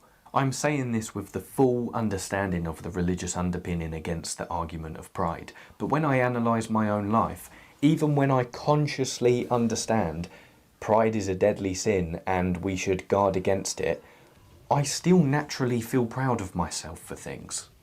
I don't know whether that's I have to go deeper into my spiritual development, but I just can't see a life in which no one feels proud of anything they do. So, how can you cultivate authentic feelings of pride and guard against narcissism? Well, Leon Garber says there's a few things you can do. The first thing you need to do is you need to challenge your underlying beliefs and assumptions, as always. You might think, if I feel satisfied and proud, won't it sap my motivation? The short answer is no. Think about the hedonic treadmill we're always running on as human beings, always chasing for the next thing and next thing, never satisfied. It's not within our nature to be satisfied as human beings. Your personality traits don't change that much throughout your life. So if you are the type of person who's a high achiever and a go-getter, you're likely always going to be that way. Number two, you might think, won't feeling pride make me a bad person or a narcissist? The trouble is that religion creates this dichotomy between good and bad, in the sense of it sees people as either good or bad. But regardless of religious views, because we're talking about it from a psychological lens, is anyone ever truly good? Your authentic pride doesn't have to conflate with your belief in God. Remember, it's a fair assessment of your strengths and weaknesses. Thirdly, you might consider, did I dismiss an achievement because I didn't see it as good as another? This is something known as disqualifying the positive. It's something your brain does where it ignores positive feedback and it only focuses on the negative. But to combat this, compare your current achievements to previous smaller ones, not things of higher magnitude. And lastly, you might think, am I denying myself pride because of unrealistic expectations? By unrealistic expectations, we mean perfectionism, which is of course very toxic. Through the lens of perfectionism, you'll postpone your feelings of pride until you achieve perfection across the board. But perfectionism is incredibly context dependent, which means if you're waiting to achieve perfection across the board, you're going to be waiting forever until you allow yourself to feel pride. Think about it from an evolutionary point of view. An animal in one environment develops a thick fur, which means in a warmer, hotter environment, it's not able to flourish. Your perfectionism has adapted itself for you to thrive in one situation, and it doesn't carry across in other situations or environments. So train yourself, no matter how hard it is, to celebrate your smaller accomplishments. The second thing you might like to do is something called mental time travel. Imagine your younger self thinking about who you are today. Would they feel proud of you? Would it surprise them to know the person you've eventually become and becoming? If that's hard to imagine, reflect back on your previous achievements. Could your younger self have imagined you achieving all of those things? Look at yourself through the eyes of your younger self and marvel at who you are. And at times you might be annoyed at the speed at which you're changing. But again, think about evolution. Does evolution happen quick or slowly? Happen slowly. Silly. And upon this point, we might as well add it in here. Don't compare apples to oranges, otherwise known as. Take a realistic look at your role models. Look at the people you admire and really consider how long did it take for them to become that person you now admire. Your heroes, no matter how great they are, didn't suddenly morph into their present selves like that. Look at their story through the lens of the obstacles they faced and the progression they had to go through. And if you hear the sound of hooves, assume it's a horse, not a zebra, which is to say, when someone has achieved something great, assume it is because of an immense struggle and hard work, not just because of some innate talent. There's 3 more things, but we'll speed them off. View your life holistically. Don't postpone your feeling of being proud of yourself until future success comes. Consider, what do you like about your life and yourself now? 2. Create pride timeframes. If you are a bit ambivalent as to whether pride is just going to make you be very lazy and be at odds with future progress, create specific timeframes in which to feel pride. Because it's not black or white, as in you're either prideful and lazy or go-getting and unprideful. There's grey areas. So when you achieve something, you might say, okay, for the next 2 days, I'm going to allow myself to feel that sense of pride. And then get straight back to the next thing when you're done. And based on the effort you put into the achievement, use that as a time frame for how long you'll allow yourself to feel pride. And lastly, keep a record of your failures and achievements. Narcissism does not allow the recognition of weakness and failures. So if you're worried about allowing yourself to feel prideful and slipping into the slippery slope of narcissism, each strength and thing you're proud of that you record, put a corresponding failure and weakness to balance it out. You can even go so far as sharing your list with other people to determine whether you should feel proud of something if you're really unsure. But to avoid the potential unhealthy obsessions that self-love can spark and pride, keep this book, Ego is the Enemy by Ryan Holiday, by your bedside table and read it every day to give yourself that balance. Righty-ho. Let's summarise. Again, how does one summarise that? What we spoke about today was mainly authentic self-esteem, which is an attitude towards yourself, mainly comprised of worthiness and capability. I implored you to change your time perception of self-esteem from present to future focused, because becoming is better than being. Mainly I want you to remember to love yourself, behave in ways you admire. Because remember, people with high self-esteem have high self-esteem because of their previous accomplishments, successes and obstacles they faced, but in more particular detail, the 6 pillars of self-esteem as highlighted by Nathaniel Brandon are: live with awareness, accept yourself, take responsibility, assert yourself, live intentionally and act with integrity. And lastly, through the lens of figuring out what has affected your self-esteem levels to this day, you might like to see your self-esteem not as a given, but as an origin. Thank you very much for your time and attention. I really appreciate it. I hope the value exchange was worth it. If you made it this far into the video, I would love to hear that you did so. So go down to the comments and comment